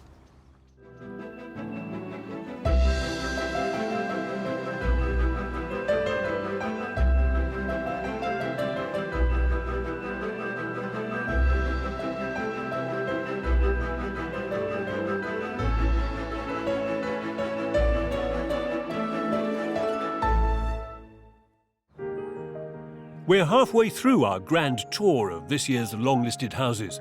So far, 4 buildings have made it onto the shortlist. Nithurst Farm, an essay in historical references that's also a progressive family home. The small but perfectly formed pocket house. The restorative rural retreat which hunkers down into its wild setting. And the dramatic shadowy black house on the Isle of Skye. That's really surprising. Well done. Oh my goodness. This time we're looking at 5 more houses from the long list, all down to earth, all delightful company. These are plain-speaking, simple, honest homes. The sort of houses you'd want to go to the pub for a drink with and play darts. They are quietly spoken. But don't let that fool you. These are also brave homes that take risks. They make bold choices, but never just for the sake of showing off. Looking around these beautiful homes with me are the architect Damion Burrows. This is no ordinary hallway. And the design expert Michelle Ogundehin. Okay, now this is exciting.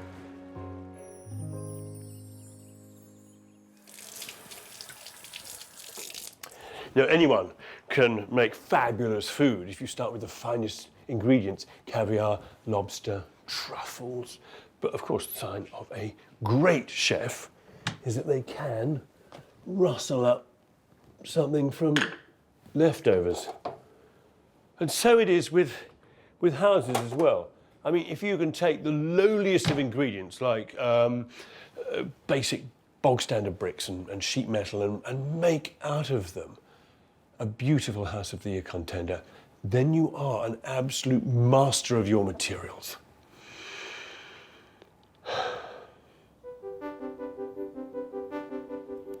Hungry to see our first down-to-earth house, Damion is in County Down, Northern Ireland. A place of rolling greenery dotted with farms. But one of these barny buildings isn't what it seems. This is House Lessons.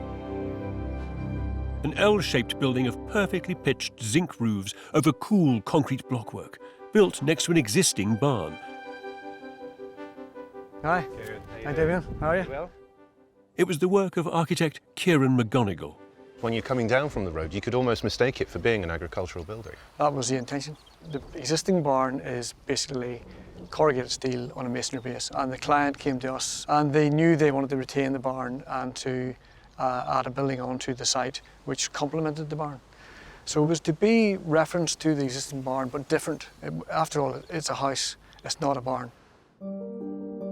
Which is clear from the interiors, where you'll find a lesson in grey minimalism, all geared around the views. The house is divided into sleeping and living zones. In the living, there's a generous double-height sitting room with an open-plan kitchen and pantry tucked away. Beyond this, there's a snug. Above the pantry, there's a study with a gallery. Across the hallway is the sleeping block, also double height. There are 3 bedrooms of equal size looking out onto a courtyard. Between them is the only bathroom. There's no second floor to speak of, so you enter into a main space with a lot of ceiling. Oh, Kieran, this space is incredible. You just don't expect this from outside. You've just got this wonderful open space. It's so uplifting. Yes, the scale of the space kind of takes your breath away when you first come into it. We wanted tall spaces and we wanted volume. We wanted lots of space and light. The RIBA judges admired this as an unfussy but sophisticated home with expansive living spaces. Kieran's even squeezed in a mezzanine office with a clever pantry below. Continue a few steps beyond that, and you're in the snug. The feel is very cosy, it's very intimate, but still got this great height. It's meant to be an evening room, so this is at the west side of the house and gets the evening sun through the windows, but we also have a roof light getting morning sun, so it can be used in the morning as well. The huge volumes have been broken up with one horizontal line that runs around the entire house, white above, grey below, to give the rooms a familiar scale and avoid any whiff of the art gallery. This place is a great achievement, considering it cost about £1,400 a square metre. That's less than half the cost of the average top-end self-build. To do this, Kieran put a lot of thought into what to build the house from. We knew we could create interesting spaces using very basic building materials. These bricks, they are the cheapest bricks we could find. They're a concrete brick. That's clever stuff, because concrete bricks, they're not even meant to be seen. They're meant to be sort of used out of sight or below ground.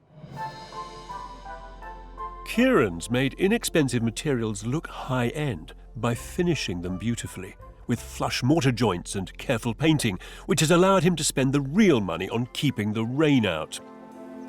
The zinc roof is magnificently crafted, though the glazing is mainly big fixed panes of glass with occasional openers for ventilation, cheaper than bifold doors. The views outside to the green landscape were very important. And we recessed the frames into the walls at the sides so that the view was increased, but also that from the outside, the windows appeared like barn doors.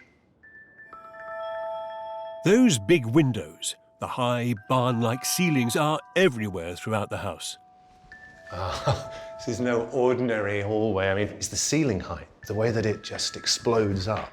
And this wonderful Dayton line that just travels all the way down. And into 3 identical and modestly sized bedrooms. They're small. They're not generous at all. But we have created a large-scale window here to the garden, to the courtyard, which gives a feeling of a spacious room. It makes the room feel twice the size. The couple who commissioned this house are Sylvia and Michael, who were looking to build a new home where their grown-up children could come back to and stay. We lived in a large Victorian house and we wanted to downscale. So the brief then with Kieran was to something modest, with modest bedroom quarters. The identical rooms, with no one master bedroom, comes from Sylvia's democratic approach to sleeping arrangements. I was aware that the children would have left home by the time we had built the house, and I wanted to make sure that the house welcomed them back, that they weren't coming to a tiny little box room, that they were coming to a bedroom that was the same size as a bedroom they would have had if they'd been permanent residents. Each bedroom is fiercely identical. They even have to share the only bathroom in the house.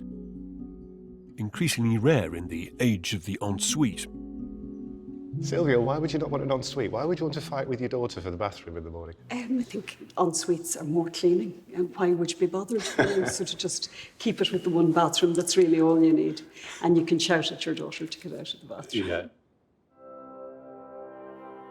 In house lessons, Kieran demonstrates that architecture can work really hard for the money. A house like this takes a lot of work. How personally invested have you been in this? Very personally invested. We had to work very, very hard to deliver this building at an affordable price. And when budget is a constraint, that isn't necessarily a barrier to creating interesting spaces.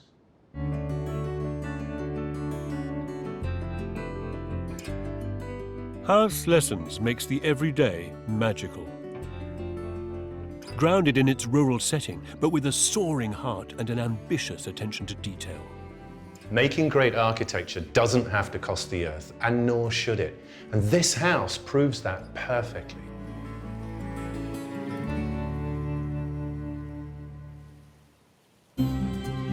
So far, we've seen one down-to-earth house, and there are 4 more to go before we find out which have made the shortlist for House of the Year 2019. The peg tiles just wrap around the whole building. Like a little animal there. Yeah, Yeah. like an armadillo, as I say. Yeah, sticking out, yeah. What is it about agricultural buildings, eh? I love them. I like their simplicity, their honesty, the fact that they're so well detailed to keep the rain out and the animals in. So it's not surprising that so many architects are inspired by them. That's what's happened with our next building on the long list, deep in rural Northamptonshire, where down-to-earth farm buildings have inspired an architectural marvel. There are 2 types of farmhouse in this world. Those that belong to hard-working sons of the earth, and those that belong to, what should we call them, gentlemen farmers? Those who decide that actually their home could be more architecturally aspiring. Somewhere like this. This is Hannington Farm. A rather epic rural home wrapped in the language of regional rubblestone, but which also reaches for the sky. A proper country farmhouse that's also architecturally ambitious and comfortably glamorous. It was commissioned by Giles and Polly, who have a long-standing connection to the area. My family have owned farmland in this area for about 50 years. In fact, this was the last bit of ground that my father purchased before he died, and so it has some special resonance to me. And it's an idyllic place to raise their 2 boys, Max and Jack. It's beautiful, and we've always been outdoor people, and that's very much part of our life. This rooted agricultural home is built in a Y-shaped plan. In the stem of the Y, there's a wing with a kitchen and living area at the front, and a formal living and dining room at the back, with the master bedroom suite upstairs. The triple-height atrium in the middle links everything, while at the rear is a functional wing with garage, storage and snug on the ground floor and kids' bedrooms upstairs. Then at the front left is a fun block with swimming pool, gym and wine room below and guest bedroom above. Morning. Hi, Kevin. Giles, yeah? Nice to see you. Polly. How are you? Good, thank you. Very well. Nice to meet you. Yeah, what a beautiful, beautiful place. This is in the It great is. kind of tradition of the grander farmhouse. It was sort of designed as a collection of buildings that then joined together to produce the house. Okay. And this is the front entrance. So that little knot in the middle of the... Joins it together. Assembling one house by connecting three apparently separate buildings is a respectful exercise in modesty, the opposite of a posh facade on a lowly hovel. This broken composition that imitates the vernacular, the regional materials and the traditional techniques all caught the eye of the RIBA judges, who particularly admired the historical use of differently sized stone-roofed tiles. It's a very old traditional method with decreasing sizes of tiles as you go up. So actually during the build again, you're very excited when you first see the first couple of rows go up in quite big tiles. It happens quite quickly and then progressively it gets slower and slower towards the ridge. Yeah. But actually the finished result is magnificent. It was like a fake perspective, isn't it? It is. It kind of melds back. I love it. It's like an armoured effect. The peg tiles just wrap around the whole building. Like a little animal there. Yeah. Yeah. Like an armadillo, as I say. Yeah, sticking out, yeah. Hannington Farm doesn't just execute traditional craftsmanship beautifully. It has some modern edge and flair, too. The chimneys are a noticeable flourish. You got some big chimneys. We've got some very large chimneys, 3 of them. Yeah. It's not everybody's cup of tea, if I'm honest. They've been called various all sorts things. of things by friends. From Battersea Power Station to sort of gun turrets. Gun turrets, yeah. I've always loved them. I do now appreciate them. The shapes were inspired partly by factory chimneys, mixing farmhouse earthiness with a bit of industrial grit. Head inside, though, and you need to leave your work boots at the door. The triple-height hallway that connects the different parts of the house at every level is fitting for a grand country house. Oh, yeah, that's something else. Oh my goodness, you see right up to the ridge? Yeah, all the way up. Down a narrow glass corridor with views out to an industrial Japanese garden, you find another remarkable volume, the living room. Oh, this is big. Wow. I think this is magnificent. Thank you. We love this room. I bet you blinking well do. And with the double height, we get a very large Christmas tree in here. Yeah, Straight up the middle. You could hold church services in here, Well, you know. Possibly. Praise be, because this is a home that tends to the spirit, mind and body too. There are too many choices.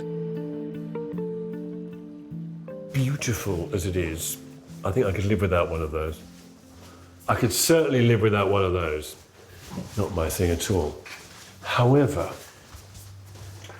I want one of these. This is a gym for the soul. Although drink with due care and attention here, because this house defies the rule of gravity in places. The stairs appear to hover in mid-air. The staircases all seem to be free-flying. Yeah. Like they do in Harry Potter. You know, nothing's fixed. I imagined it was going to wobble when I first walked up it. It doesn't. But it doesn't. No, this is a magical thing. What holds these up is the wizardry of steel. And there's more magic and delight to explore. From the small shadows cast by the rhythmical patterns of the windows in the corridor to the surprisingly large master bedroom on the top floor. Oh, this is big. It's lovely. It's a suite. It's an apartment. It's Oh, it's a house. Because it's got another floor. It's got a mezzanine. It has got a mezzanine, making the most of the height. What happens up there? Well, it's actually more of a sort of reading space, quite quiet. Tight, It looks fishing on. It looks over the northern aspect of the house, so over the deer fields and that sort of stuff. How lovely. Yeah, and then we've got a great view to wake up to. Great view. Again, just slightly shuttered by the oak. The oak. As well as steel, this house makes use of one other modern material to help form these big spaces. Cross-laminated timber, or CLT. These are effectively super strong slabs of wood made up from lots of different layers like plywood, each layer glued down at right angles to the previous for strength. It was James Gorst, their architect, who chose it. The reason for using CLT, quite apart from the fact it's very, very solid and it's green and it's sustainable, is you get a watertight structure up very, very quickly. And that means your electricians can move in, your plumbers, your plasterers. That was the plan. But bad weather meant there was a series of knock-on delays. Giles and Polly couldn't wait and moved into the house before it was finished in the middle of winter.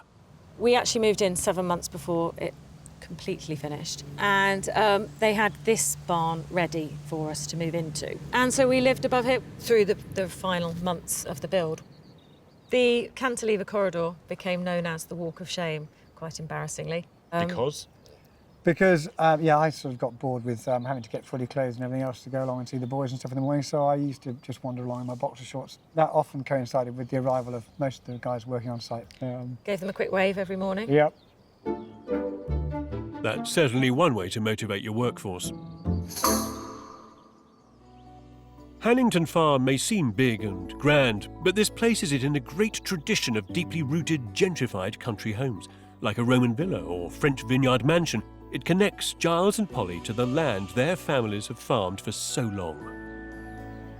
This place is the work of a master architect, skilled in taking the traditional and somehow reinventing it. And in so doing, what he's done with familiar materials is create also a new narrative for this building and for this place. And that narrative, which I love, is a sort of tease, which suggests somehow that nestling in amongst these complex shapes is one, or perhaps two, ancient old rustic structures that are still there.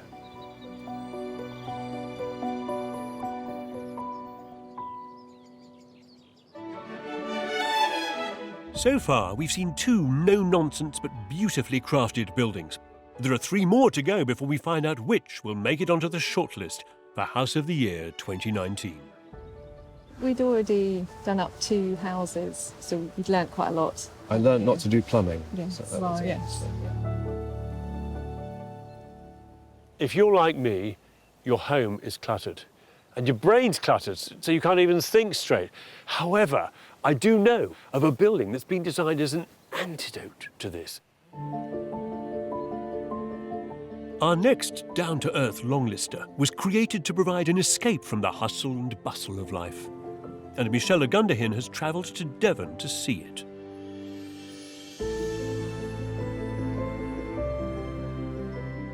This is Secular Retreat. It stands like a prehistoric stone structure on the hills, powerful but also elegant. It was designed as a holiday home for the public to rent by the celebrated Swiss architect Peter Zumthor. In a large communal space, guests can enjoy open-plan living on a single level. There are 2 wings with 5 bedrooms and a utility room. You'll have to check about their dog policy. The director of the company who commissioned this upmarket mini break spot is Mark Robinson. Wow, so this is it. Yeah. The joy of this building is that it appears very simple. The simplicity here is very much in how it sits on the landscape, how we've interacted with the landscape. I feel that people coming here are not interrupted by too many things makes a huge difference. I think the fact that it's very transparent, you can see the landscape pretty much around you as you move through the house, adds to our well-being. I think there's something about simplicity of materials, palette, views that allows one just naturally to feel calmer. There certainly is. Nothing fussy here, Secular Retreat is basically made from a single material, concrete. The RIBA admired how, on its high hilltop setting, this building so beautifully hunkers in, the solid materials suggesting that it might be there for generations to come. They were also awed by the lofty open-plan kitchen and living room. I mean, it feels kind of monumental. Like standing inside Stonehenge, surrounded by extraordinary textures. I desperately want to kind of touch everything. The surfaces, everything is about tactility, and the zinc surfaces and the American cherry and all these mixtures of different sort of materials and alongside the concrete.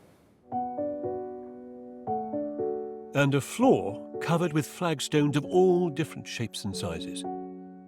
Each piece was dug from a quarry, the edges neatened, and laid in the shape in which it came out at the architect Peter Zumthor's insistence. When Peter made this first suggestion to me, it's like, you're crazy. Every piece a different shape, a different size. Finding a quarry that would work with me took me 2 years. There's about 450 different shaped stones on this floor, everyone cut independently, so there's no repetition at all. That sounds like a nightmare. Yeah. It took us 13 months just to lay the floor. Is it worth it? Oh yeah, absolutely. For me, it's right. It fits with the odd shape of the building. The monumental and dark floor seems to root itself to the ground, although the roof apparently floats off the columns, defying gravity. The building stretches itself up and out, providing plenty of opportunity to stretch the mind and escape, say, to the bedroom wing. There could be a party going on out there, but with the thickness of these walls and the door, once you shut it, you could be in your own private cocoon. This house offers many delightfully quiet experiences, whether relaxing in a wooden bath overlooking the exquisite landscape, or sat in peace at a writing desk working on that novel. But it's only when guests fill this house that the power of the Secular Retreat is truly felt. When we arrived, all I could hear for the first hour was people just going, and it's sort of this slow ratcheting down of life.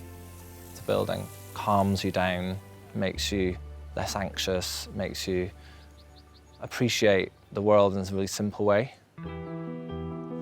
It was anything but simple to build this contemplative haven, though. The concrete frame wasn't made by pumping and pouring by machine. It was crafted by hand. A process watched over by the project architect, Ian Bramwell. All of the walls around the sort of two wings of the house are constructed from rammed concrete. It's a really dry mix of concrete that is poured into formwork and then rammed down and compacted. It's not a simple process. Making the concrete walls this way was intended to give the building character. It did take the builders a while to do it. I think I was there for like a year doing this. There were some times I really did wonder what I was doing there, yeah. I'm not sure he was the only one. Not only did the concrete have to be rammed by hand, none of the layers were meant to look the same, as the contractor Simon Cannon soon found out. Well, when we did our first pour, which was this piece here actually, and we were really pleased that we'd managed to get this really clean, sharp line through here. But it turned out the next day that the architect was less than pleased with that. So subsequently we had to make this joint a little bit more wavy because he wanted a more organic line to it. So my pride turned to disappointment a bit there. Secular Retreat is a building that has wowed its visitors, although its design and relative exclusivity have got locals talking. So you thought it was a cult?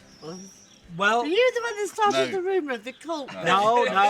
No. I think actually it's quite spectacular, and anything that attracts people to the village, and it's great. It's lovely. I think the bottom line was as long as people come there who, in quotes, behave themselves and spend a lot of money in the community, then...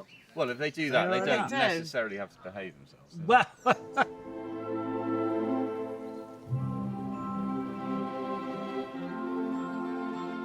I love this house. It has a lightness and delicacy to it, basically because it's made by hand with an incredible attention to detail. The choice of materials that you use to build your house with probably says as much about you as the clothes you put on in the morning. So, for example, some of us can carry off that crumpled linen look. Others really need to put on a silk shirt and tie and a merino wool suit to complete the look. Some of us, yet again, look good in anything. Our next down-to-earth house on the long list is all the better for wearing nothing fancy. This is the Max Fordham house, dressed simply in larch cladding and brick. It's plain-speaking, practical architecture at its best. Everything here has a functional purpose. These larch strips in the windows prevent overlooking, but allow views out and light in. Inside, everything is pared back and functional, but perfectly suited to the needs of its resident. The efficient owner is the renowned engineer Max Fordham, who has devoted his working life to helping buildings save energy. I do think that the message has got to get over to the world to build airtight buildings. And buildings that are airtight are energy efficient, which was a key part of the design for both Max and his architect, Justin Beer. Our buildings are taking about 40% of the total energy that is used by the UK, and a large proportion of that is going into houses.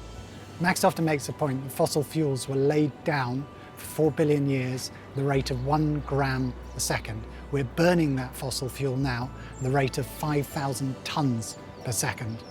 That is totally unsustainable. So Max and Justin have built a home that is determined not to use any fossil fuel. A house that doesn't have normal heating. No boiler, no radiators, no underfloor heating, not even a roaring open fire.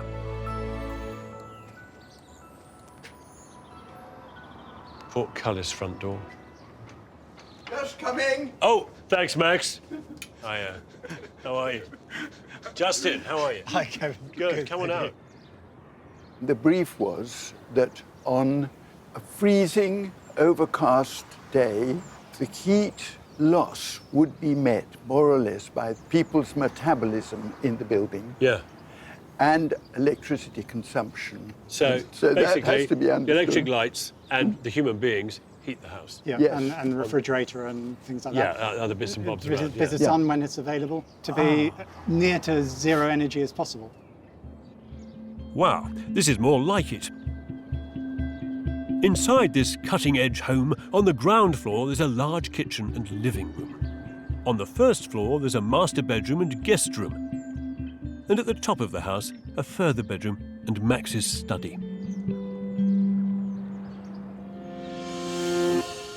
The RIBA judges admired how carefully this unpretentious house fitted into the street, hiding its extra upper level by setting it back.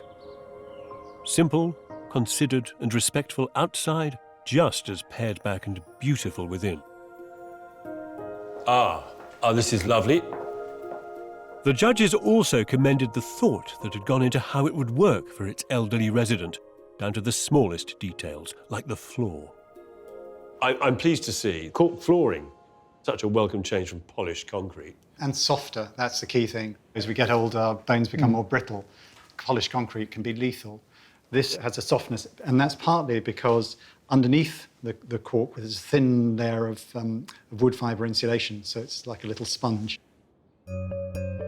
This is an eco-friendly, super-insulated home that healthily cushions and protects in all kinds of ways to make Max's life as easy as possible as he advances through his 80s. As we get old, it helps that rooms are really well lit. But the glass needed to provide this is the natural enemy of energy efficiency, because windows leak heat. I know how you've railed against heat loss through glass, but this is very light and actually very, very well glazed. Well, obviously windows are necessary. Yeah. But Justin has used the fewest number of windows possible, while cleverly ensuring rooms are bright and beautifully lit. Although Max would still have preferred slightly less glass. I mean, I would have closed it off there. Okay. Right, yeah, sure. But... And I think I still would have. Most modern architects are thinking, well, how can I get more and more glass in? Not seriously thinking about the consequences. How do I make it even more sort of, you know, floating on air? Some people would say that's pushing a boundary. Others would say, well, it's what we've been saying for a long time. Yeah, there's a sort of efficiency about this building and an expediency about it. A no-nonsense approach, and and that sort of, I suspect, comes from your important belief in efficiency. Yes, I think that's right. Efficiency drives the aesthetic of this place. Upstairs, Max's office is bright and ordered. The bedrooms are crisply Scandinavian. But Max's greatest triumph over wastage is his invention for the windows. Insulated sliding shutters designed to reduce heat loss. So every window in the house has a shutter, more or less? Is that how it works? Yes, yeah, every window. Do you just slide them across, or how do they work? When it gets dark in winter, this shutter should operate. Oops. By itself, just automatically closes. That's the idea? If there's nobody in the house, the shutters close. The genius of these shutters is they could be adapted and fitted to existing poorly glazed homes to transform older social housing, listed buildings, all our homes, to save energy and the planet. Max's no-frills home doesn't just save energy. Its heat exchanger ventilation system also shields its occupants from the pollution outside.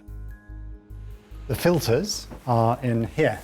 That is all the filthy black particulates from car engines and lorry engines and other things that are filtered out of the air before it arrives in the building. Max Fordham House is a supremely practical piece of architecture, one that grapples with pressing problems, solving them for the potential benefit of us all. It's a striking achievement by a remarkable man.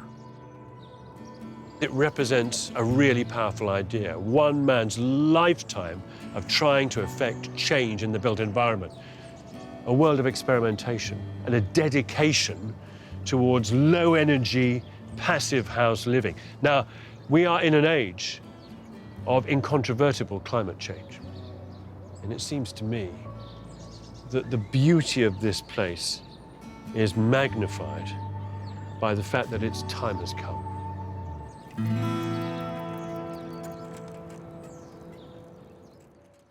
We have only one more exquisite home to see from this year's long list before we find out which the RIBA judges have shortlisted for House of the Year.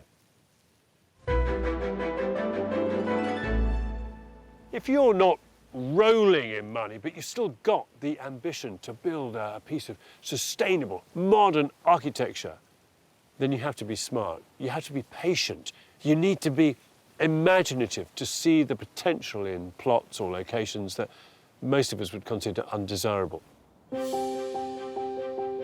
Our next grounded house on the long list was built on the footprint of a couple of run-down old sheds. Michelle has travelled to see it hidden away in the beautiful South Downs National Park.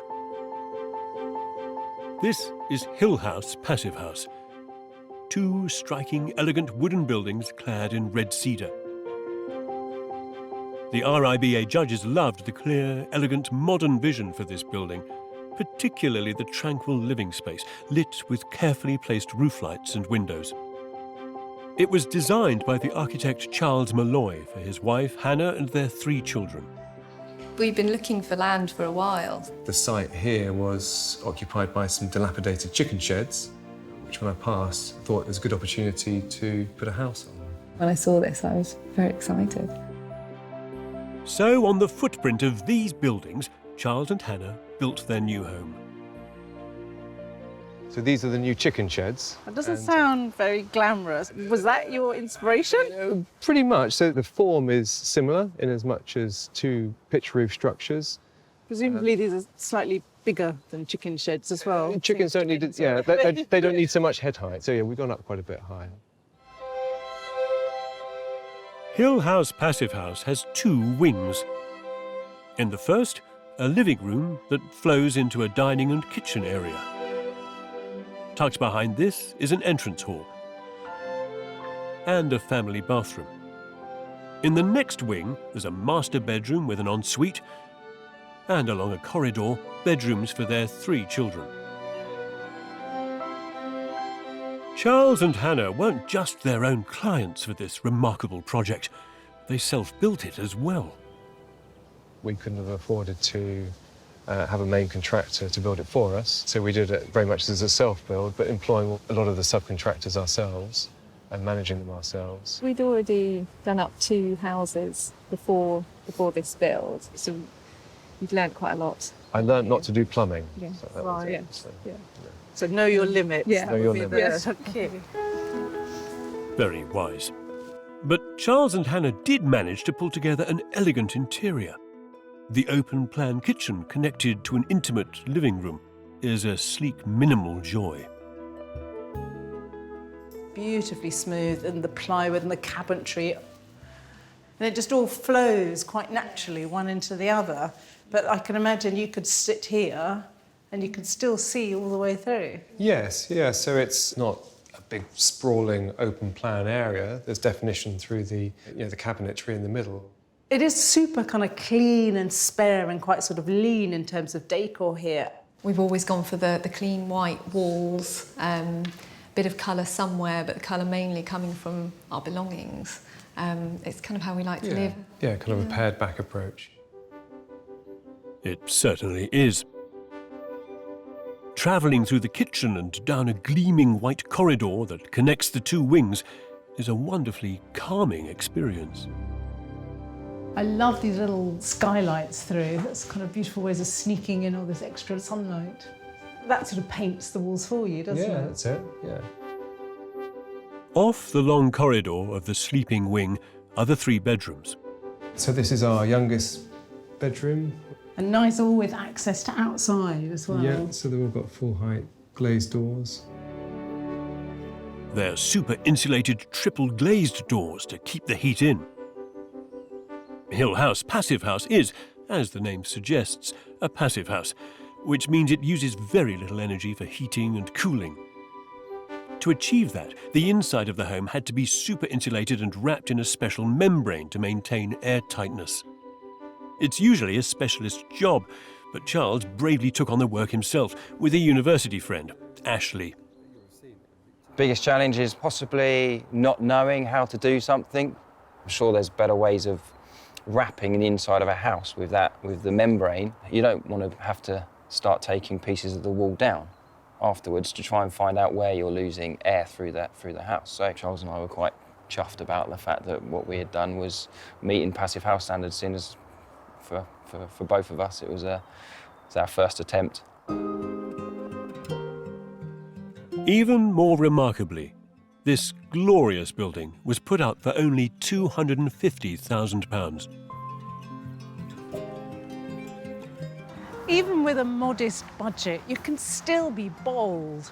By having a vision, really understanding the site, getting involved, anything is possible.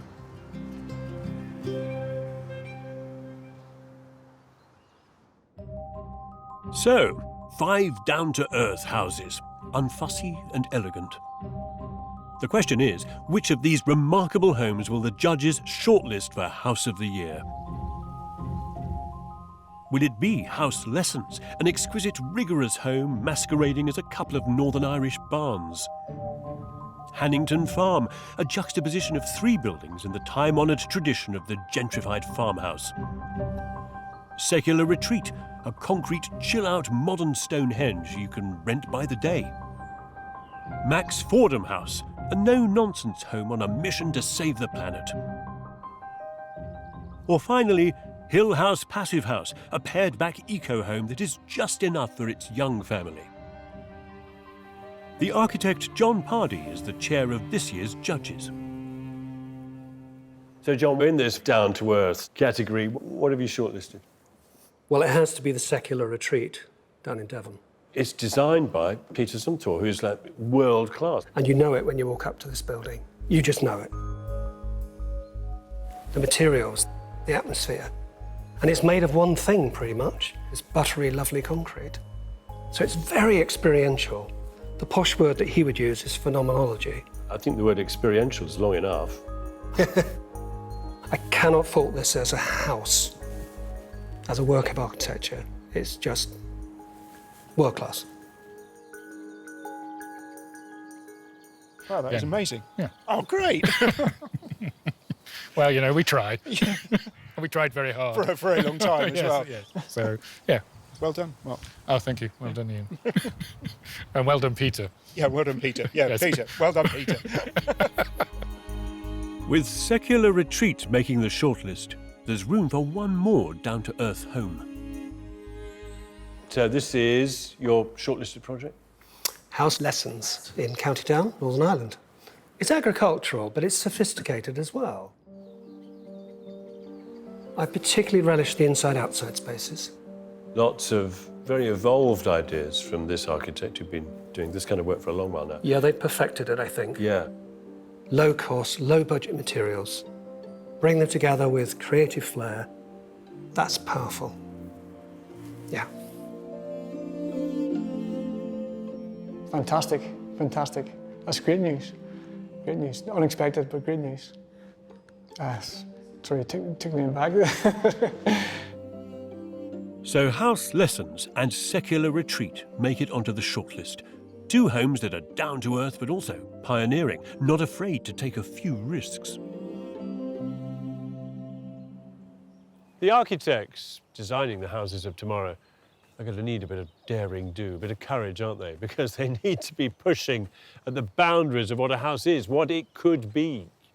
You know, the homes we've seen also have one other important quality in common. Yes, they do push at what's possible, but they also deliver something that lies at the essence of what architecture is. Comfort. They are all really lovely places to live. Next time, we're looking at houses all grouped by materials and craftsmanship, all vying to get a place on the shortlist. From up here, the vault is really something special, isn't it? Before we find out which building is bestowed the title RIBA House of the Year 2019. You have a complete ribbon of window wrapping around your entire house.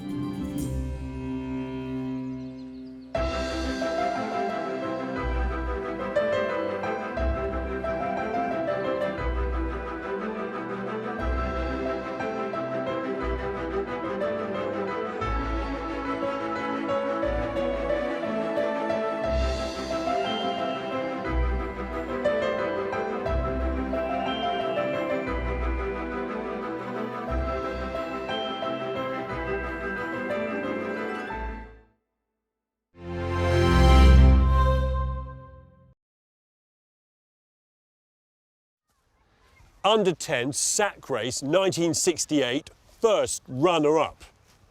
We all receive our fair share of accolades and awards in our lives, but it is a rare few who are honoured with the title Royal Institute of British Architects House of the Year. So who will it be in 2019?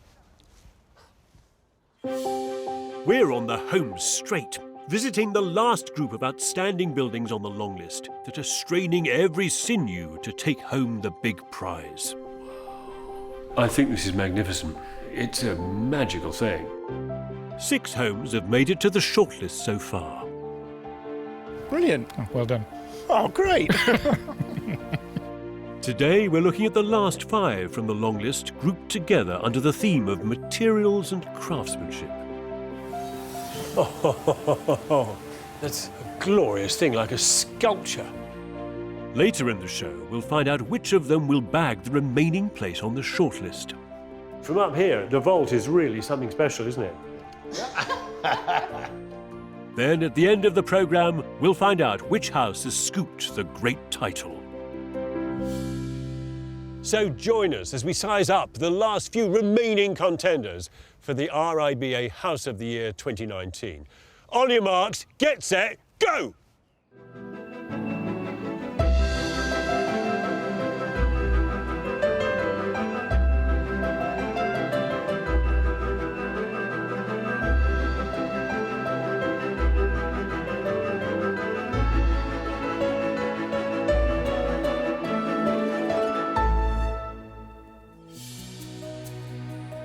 So far, the homes that have made the House of the Year shortlist have ranged from the magnificent and the monumental to the delightfully compact. There are two experimental houses. Nithurst Farm, a playful exploration of history, Oh, hello. and the meticulously crafted pocket house. Then a pair of homes that melt into their surroundings. The nature lover's restorative rural retreat, and the shadowy black house. And then two down-to-earth projects. Secular retreat, powerful and geological, and House Lessons, a modern farmhouse. In this programme, we'll be looking at a group of homes that explore materials and craftsmanship. Some are exotic and finely dressed, like Italian princesses. Others are more direct, local characters whose materials speak authentically of the place they're from. But whether it's copper, concrete, stone or timber, there's nothing that's not beautifully honed or buffed in this well-crafted bunch. Our first buffed house is found in the metropolis, the posh bit. In this very upmarket London neighbourhood, there is down the street a very new upmarket house, rich in invention and materials.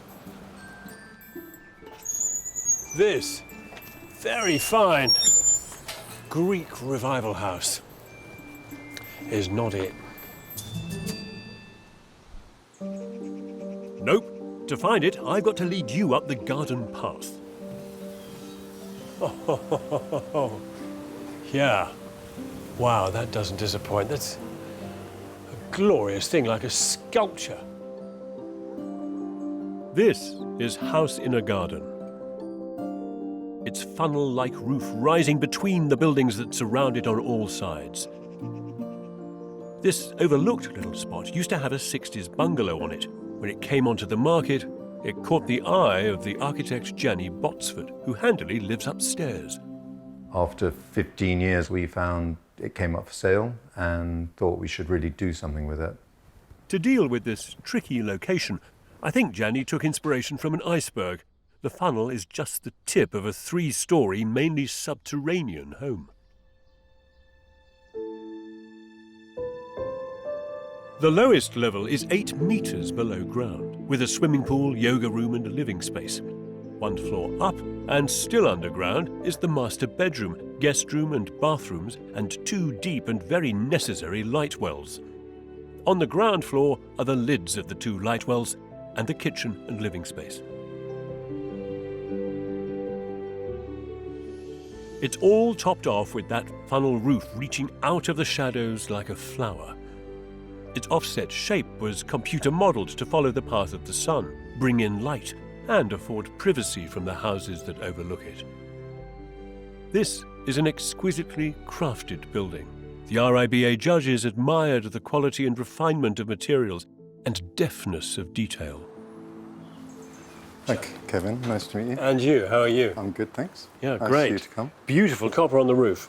Well, it's such a difficult shape to make. We needed a material that's malleable, that you can do that with, and it just bends as it needs to. The copper-covered roof may be redolent of 1960s churches. Inside, however, it's all cathedral fan vaulting.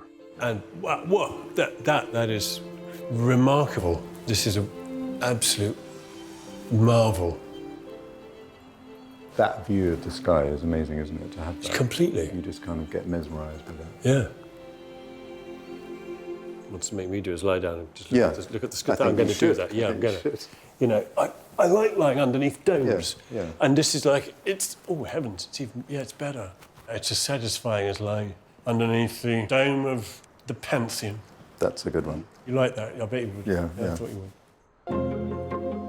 The project was financed by a property investment company who bought into Janny's high-spec range of pleasingly tactile materials. A bespoke copper kitchen, crying out for some fingerprints, behind which sits a flight of stairs lined with huge fluted tiles made of Carrara, the Italian marble from which Michelangelo carved David. Did you go to the quarry and choose it? We did, yeah. It's quite an extravagant thing to do, isn't it? I mean, it is and it isn't. I mean, if you think about this in 50 years' time, it will be exactly like this, I think. Generally, the materials here we've thought of in those terms as kind of not now, but over time, what will they be? Yeah. You made a really good case for it. It's very compelling. That's the If you're going to do it properly. Yeah. The first floor below ground level contains the guest and master bedrooms, where the exquisite selection of materials continues. A lot of beauty here. This is an entirely timber-lined room Yeah. with an enormous metal box in it. They're like walk-in industrial fridges, these, because of the stainless material, but actually they're so... Oh, mirrored behind. Exquisite stuff. Not out of a catalogue. Could never be. Of course, the ensuite is also marble-lined, fit for a visiting Roman demigod, and with a view into the light well that runs down through the house. Now, this is the hanging garden from upstairs, which now makes its way down here, and below as well. The huge, deep hole needed to make this house was made possible thanks to the basement contractor Phil Mundy. But depth wasn't his biggest problem. It was access to the site. Walking down here brings back a lot of bad memories of having to logistically get everything in and out of this project. So everything had to fit in this 1.1 metre wide area, so less than 5 foot.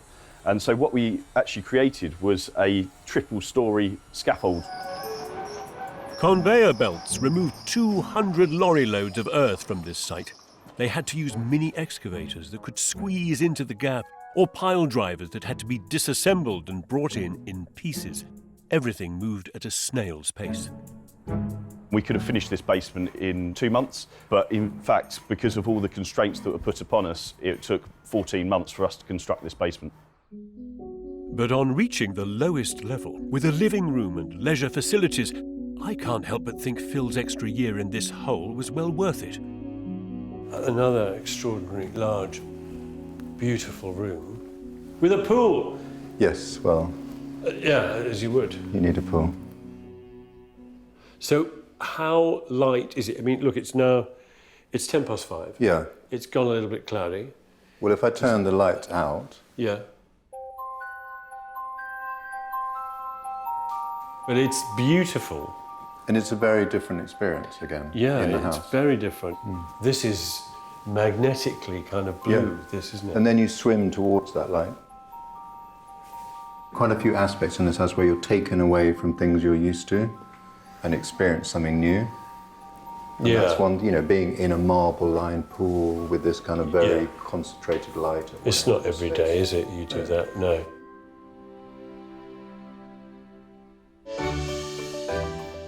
So you might be thinking to yourself, I will never, ever be able to live in a place as beautiful as this. Well, neither will I. But that doesn't matter. Because throughout history, people have put up buildings to be, well, to be inspirational, to be exemplars, to show us the way forward. And just occasionally, people have put up buildings as idealized as this, to simply take our breath away.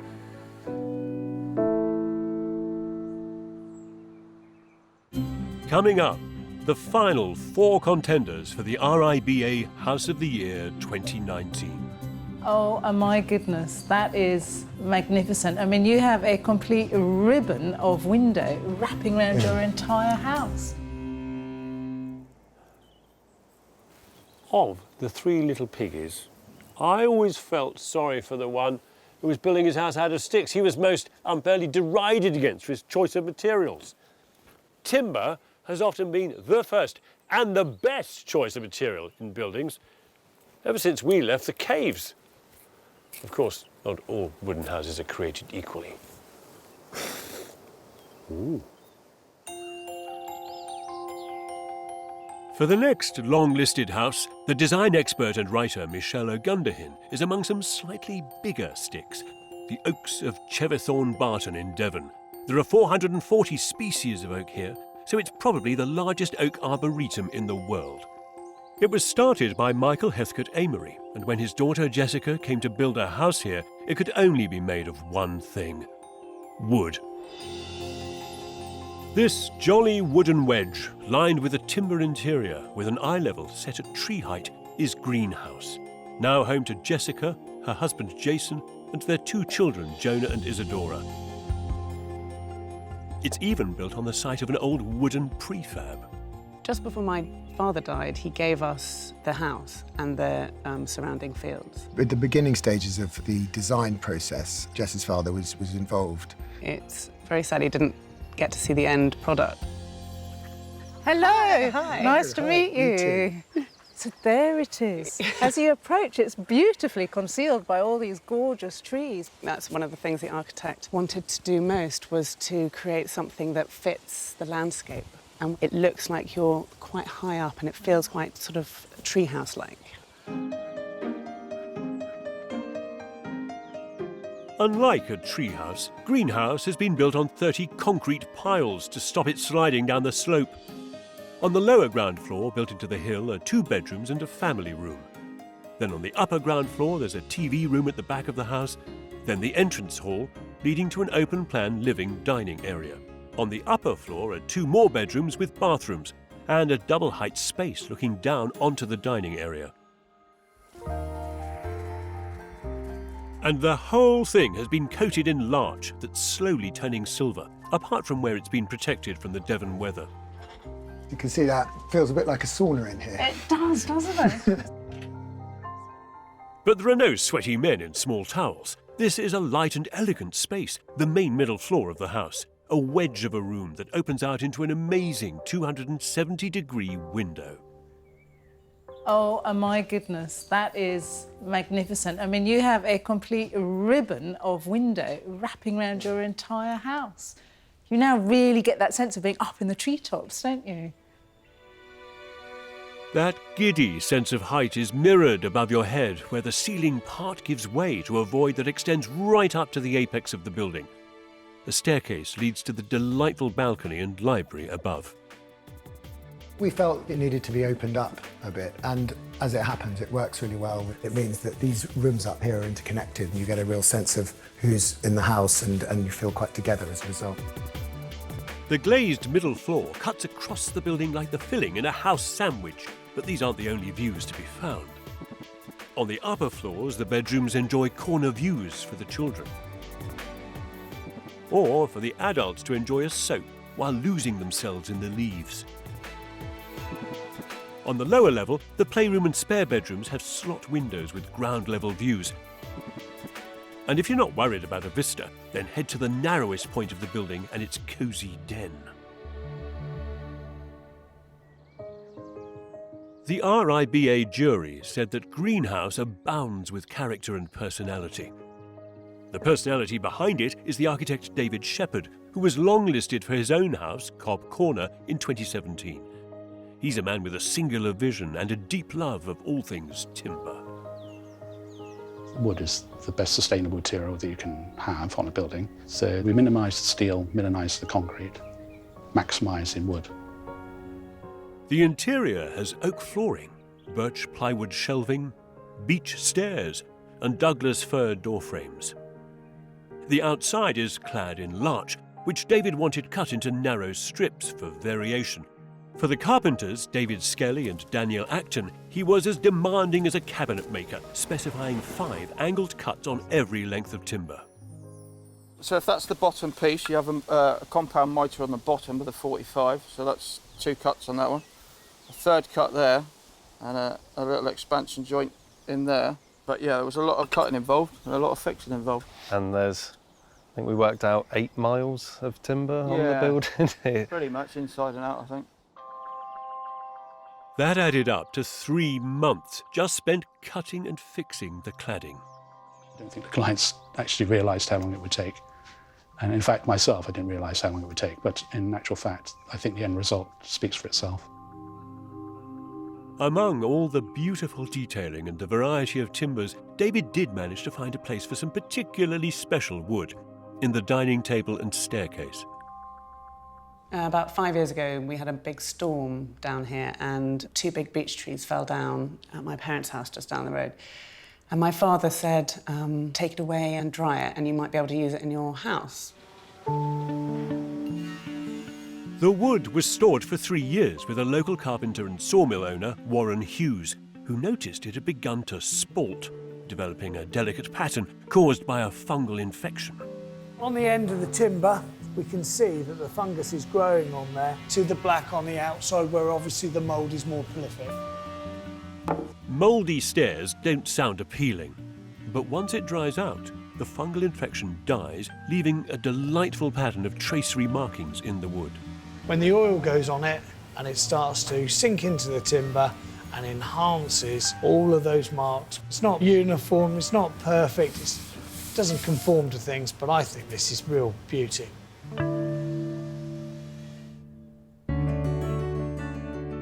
The resulting stairs and table rightly form the centrepieces to this home and are a link to Jess's father.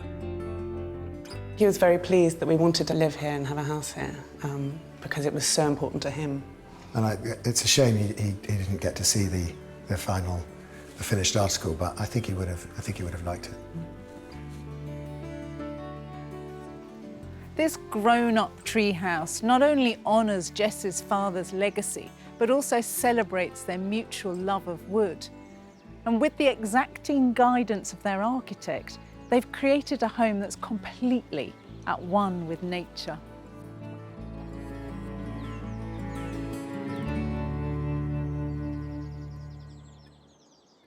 There's something reassuringly old about stone, isn't there? The most primal, the most primordial of building materials. I fancifully imagine that some antecedent of mine was skinning a mammoth with these very flints thousands of years ago. Stone lends a house a certain permanence. It means that if you build with stone, you better get it right, because it could be around for a very long time. I'm in Monmouthshire in South Wales, where the local sandstone has weathered many a Welsh winter, and I'm here to see a new house built from this old stone.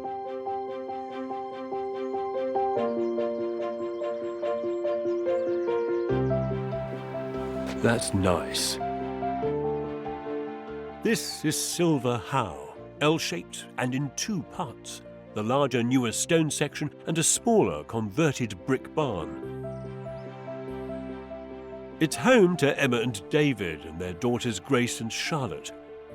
On the inside, they needed a modern family house, but externally it had to feel more like a traditional Monmouthshire building. We wanted to create a property that felt as if it belonged within this environment.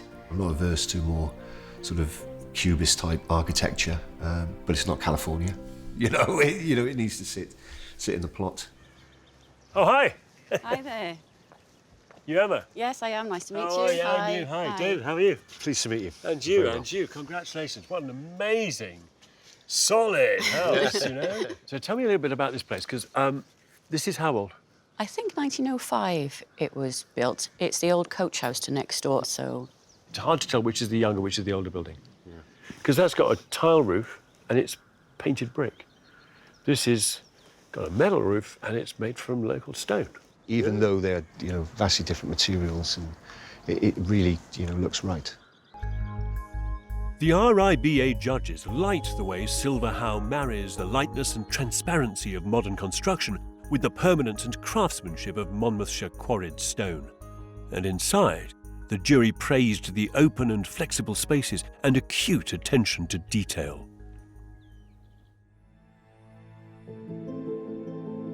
The new part of the building is arranged over 3 levels. The ground floor has a double-height main living space next to a secluded snug and office. The first floor has 3 ensuite bedrooms for the family and the top floor has 2 guest bedrooms and bathrooms. A glass corridor connects to the old coach house, which has a double-height kitchen with a mezzanine playroom. The interior of this older section has all the verve of a modern kitchen garden restaurant. Oh, this is lovely and refreshing and light and spacious. They removed a floor to make this big vaulted space, fitted out with a gargantuan wall of oak cupboards that in fact hides a utility room behind and a mezzanine playroom for the girls up top. We can hear them and they can hear us, Yeah. but their toys are tucked away out of sight. Yes, although I wish they would bring their rubbish down and put it in the bin rather than just... Launching it only. Oh, just scamper upstairs just to throw things at you. Yeah. So can I get up? Yeah, right. Oh, staircase. pretty beautiful. Lovely staircase in oak for them. Nice space. Great. Yeah, no, actually from up here, the vault is really something special, isn't it? I can see how tempting it is for them.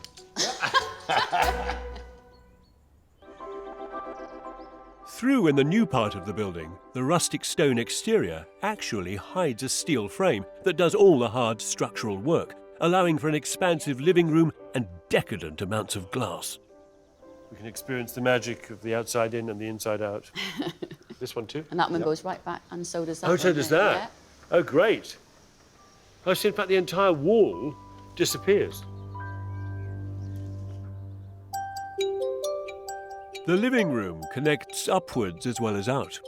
The chimney piece reaches up and past a first-floor walkway that leads to their daughters' bedrooms, which in turn are linked by a shared bathroom and dressing room.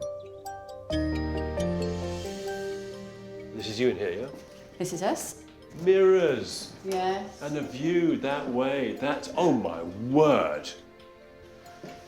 What an amazing little optical illusion that is. Yeah. Astonishingly nice. I don't think I'd be able to sleep in here.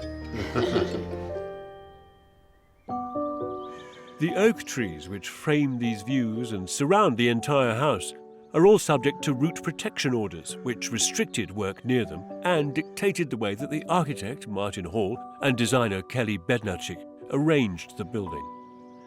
We pretty much had to thread the plan through a series of root protection areas, and so by creating these no-build zones on the site plan, it sort of actually encouraged us to adopt the floor plan that we did. It took me a while to convince the contractor to take the project on because he just saw headaches and complexity with it. To avoid damaging the roots, a system of protective matting was laid over the heavy traffic areas of the site and then topped with aggregate to spread the weight of the diggers and cranes, resulting in a 100% tree survival rate. And a house nestled among the oaks as if it's always been there. Seems to me that if you want to build something which truly reflects the history of a place, you've got to study in detail the shapes, the angles, the materials of ancient buildings in that place. You've got to understand the qualities of the rock and how stones layer. You've got to even dig the ground and see its colour in order to be able to build something as connected to place and as successful as this.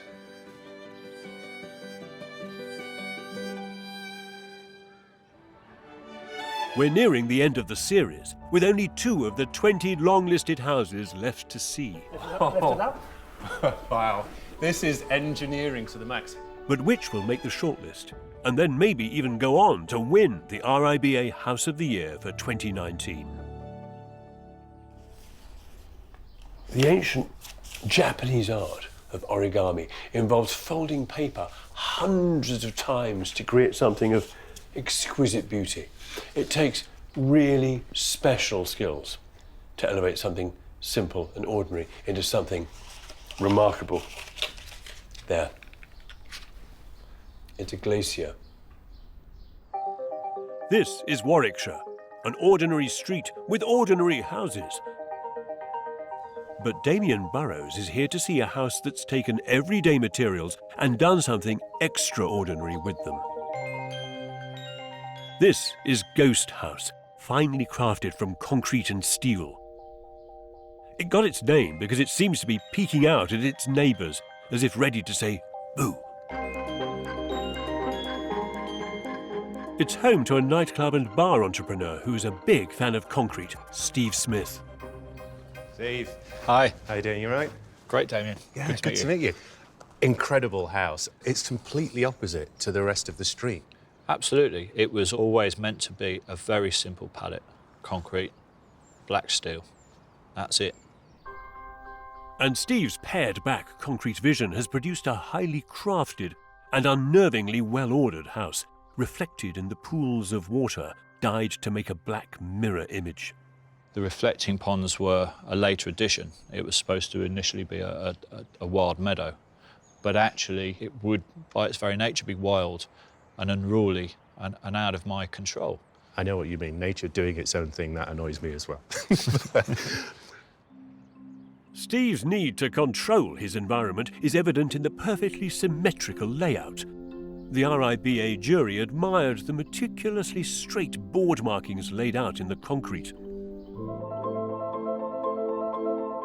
The main floor of Ghost House is actually 3 metres below ground level. At the back is a courtyard garden, then a large open-plan living area, and above is the master bedroom with a bathroom and dressing room. At the front of the house, there's a sunken entrance courtyard accessed by stairs, surrounded by 2 smaller subterranean bedrooms and a home cinema, all under the black pools. As you sink below the black waterline to the front door, it turns out this house is made of almost honey-coloured concrete. This is so warm, it's so inviting. It was a local mix, it was a local sand that was used, so there's almost the warmth of a Cotswold stone within the pour. So it isn't grey or steer concrete. Okay.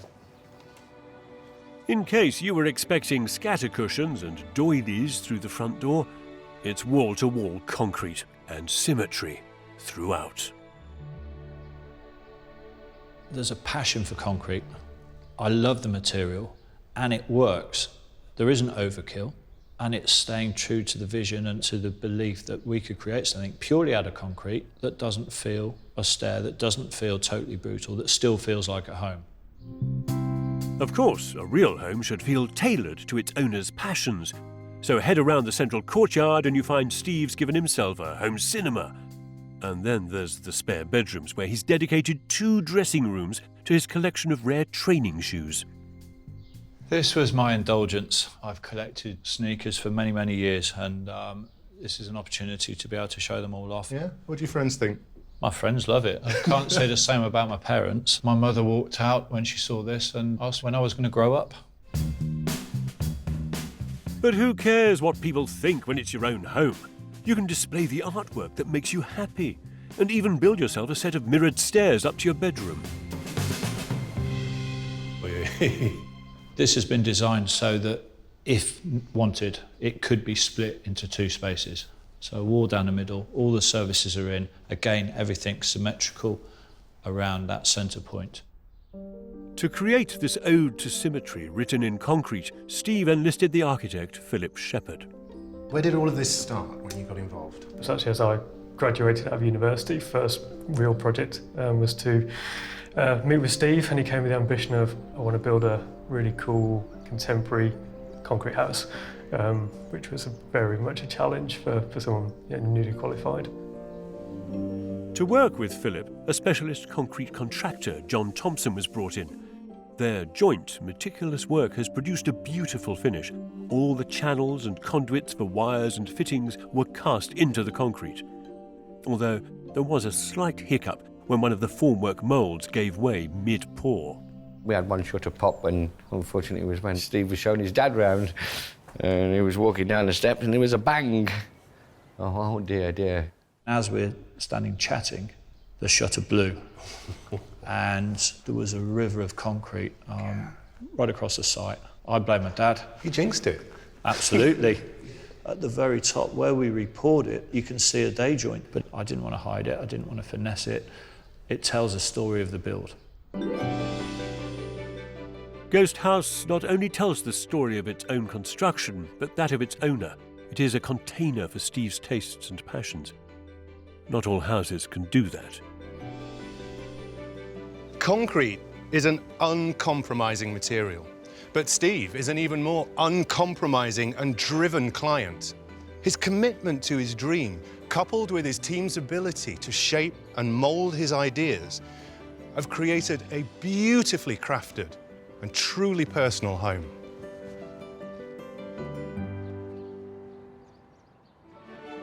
There is one final house to see before we find out which of today's 5 will make the shortlist.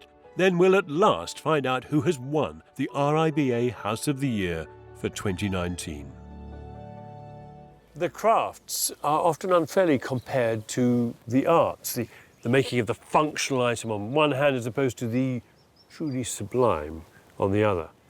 But while the crafted item may not have the lofty ambitions or the high ideals of a piece of art, it can nevertheless be as beautiful and as noble. Plus, crafted objects have the benefit of being useful as well. The influence of the Victorian arts and crafts movement can be seen here in this part of suburban North London, in the cottagey dormers and chunky chimneys here. But Damion's come to see a house steeped in 21st century craftsmanship. Kenwood Lee House. Up front, the building echoes the proportions of its polite double-fronted neighbours, but round the back, things really start to swing, with an immaculately finished glass box containing courtyards, open stairs and sunken levels. The RIBA judges admired the skill and enthusiasm with which exotic and expensive materials have been deployed throughout. The house was realised by Jomek, a builder, for him and his wife, Ivona. They both arrived in the UK from Poland in the mid-90s. I got a job as a decorator, painter decorator. So I learned pretty much every trade. I was on tools for just over 10 years. I done some decoration as well, did I? Yeah, on the weekend, you know, like wallpaper, stuff like that, helping you. From humble beginnings to master craftsman, Jomek now employs 100 people, and his firm worked on House in a Garden that we saw earlier, as well as 2017's nominated Highgate House. But he's finally managed to make time to build a house of his own. Hello. Hello, how are you? Very good, thank you. Hello, hi. Nice to meet you. Nice to meet you too. Wow, stunning house. Thank you very much. But the thing that stands out from the street is the choice of materials. We went through so many materials and we're really proud of what we put together. Yeah. And that care can be seen in the frameless glass dormers, the perfectly finished concrete, the junctions of materials, and the tiniest of brass door details.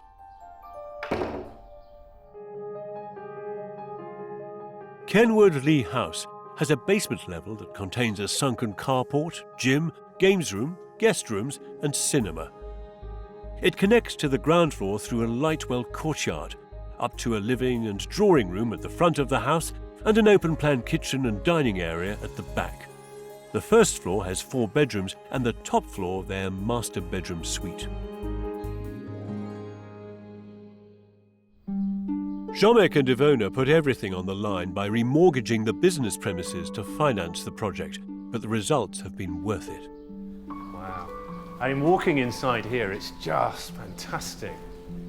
The level of execution, the level of detail, the level of thought is mind-blowing. Of course, this is lots of details and lots of long days and nights, designing, changing. The interior is a joyous celebration of perfectly selected and finished materials, exemplified by the massive board-marked concrete-lined hall, designed by Jomek and Ivona with the architects Ben and Yelena Cousins. It's at the structural core of the house, and it enables the whole house to be formed around it. With a house this size, a concrete middle could be dark. The way around it? Just get rid of some floor. The 2 sides of the house are connected by bridges with a staircase which is kind of floating. But floating staircases are not the only engineering marvels here. Down in the basement, a ton of glass literally has been used to make the mother of all patio doors. Down here? Yeah, Okay. that's the one. And then? You want it? Yeah. Lift it up, lift it up. Wow. This is engineering to the max. How easy is that? It just glides, and the top pane goes as well. The technological basement also houses the gym, spa, cinema room, and a sunken carport that's straight out of a Bond villain's lair. Why, Mr. Burrows, I've been expecting you. Mind you, when you're exhausted after a long day building award-winning houses, you do need somewhere to escape to. Wow. And we're upstairs to the master suite. I mean, I can see why you put your main bedroom up here. You've got all the views and all the light out to the back. That's right. It's a pleasure to wake up in the morning and open the curtains. All this work that you've put into it, have you ever been tempted to sell? Yes, we have. That's right. We have 2 agents call and asking us to sell it. And I have to say, it was quite tempting. Offering ridiculous money. Yeah. But we didn't accept it, we didn't take it. Oh, shit. Are you okay? Yeah, I am, yeah, good. That's just the thought of selling this house. It's very important to us. It is. Hey. We put lots of effort into it and laugh, yeah. That's why. I guess we're never going to sell it. What shines through in this house is Jomek and Ivona's unrelenting passion to build a home that never compromises on quality. There's real pride in the craftsmanship here. And the results, well, they speak for themselves.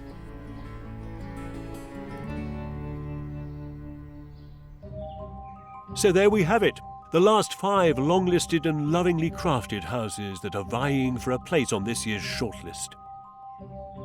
Will it be the sunken temple to craftsmanship, house in a garden? Or greenhouse, built as beautifully as a piece of furniture among the oaks? Silver How, a meticulous marriage of the ancient and modern?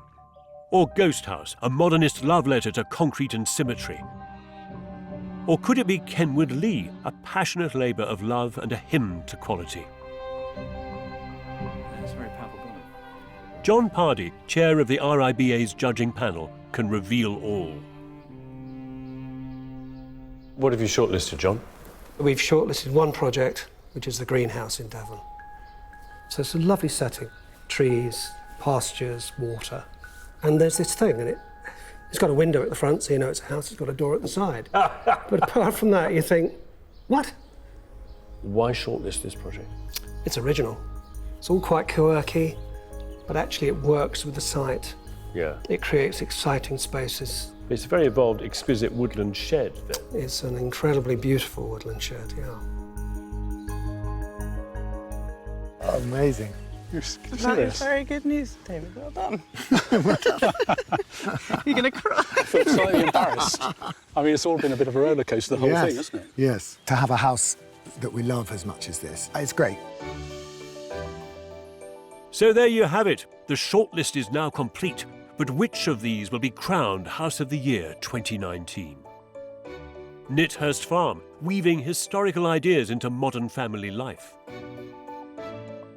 Pocket House, squeezing light and joy-filled spaces into a teeny urban site. Restorative Rural Retreat, a tranquil balm for humans and nature alike on the Isle of Man. Black House, a Scottish shoreline sanctuary that treads lightly on the place.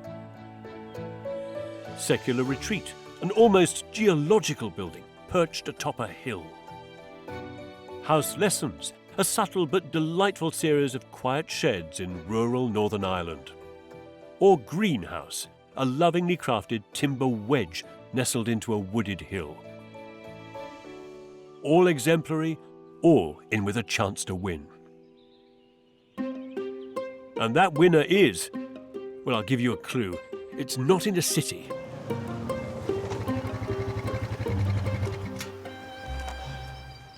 Well, in this year's series, there have been a lot of farms, a lot of barns, a lot of buildings masquerading as farms and barns.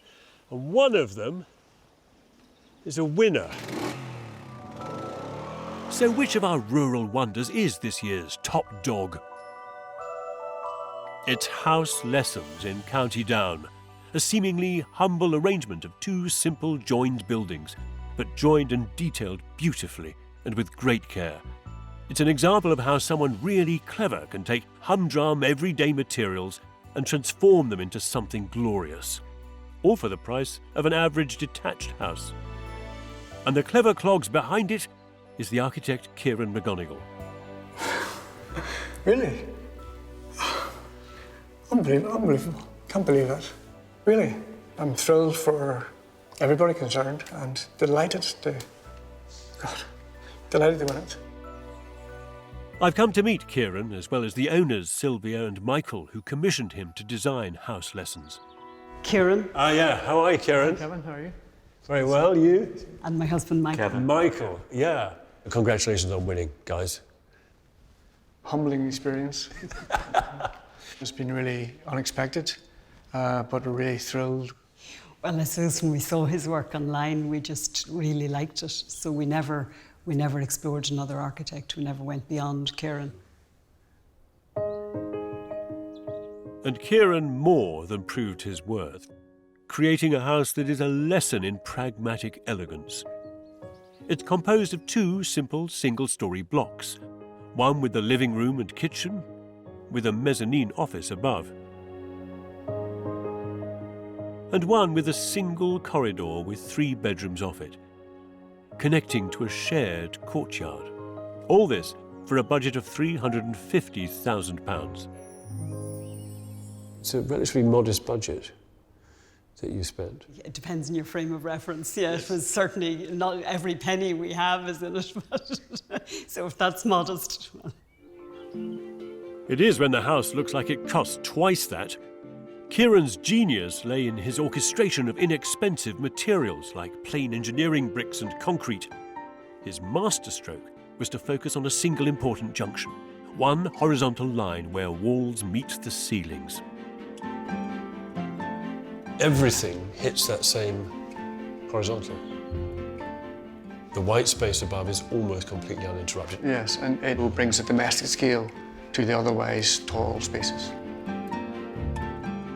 It's a simple yet mesmerising device that yields ethereal white vaulted spaces in every room, while at ground level all feels human and practical. What I find really disciplined here is that you could have taken those cupboards back there. You could have sailed right to the ridge. In the future, the client could increase the stories, but for now, it's as much as they can afford. So it's not self-restraint that's forced you to limit the storage to this? It's budget, pure budget. Sylvia and Michael did splash out on the floor, though. It's a beautiful terrazzo, concrete embedded with crushed marble. Our client was very keen on the durability of the terrazzo, and they asked us could we ensure that the terrazzo withstood tortoise urine. Tortoise? Yeah, they had a tortoise, and that was one of the big concerns about the floor, that it could withstand the corrosive properties of tortoise urine. Whether it would stain and actually eat into the marble? Yeah. Wow. House Lessons is disarmingly modest, carefully organised, and enchanting. It bewitched the RIBA judges. This was up against some really heavy hitters. Is that an easy winner to choose in the end? No. No, as you say, we're up against, it's David and Goliath at one level. There's some big hitters in there. This one, through its modesty and its just sheer strength and its thought and its sophisticated elegance, not there. I mean, I hope buildings like this give a message. You can do something this good at that cost. That's wow. You know, somebody once told me that a great idea need cost no more money than a really bad one. This place, of course, is testament to that, proof that for the money with which you could buy an ordinary 3-bedroom bland box of a home, you could instead build something outstanding like this, an award-winning home. All you need to do is to follow the example of Michael and Sylvia. Find yourself a great architect like Kieran and go on this great big architectural adventure. Become patrons, commission something special and make your mark in the landscape.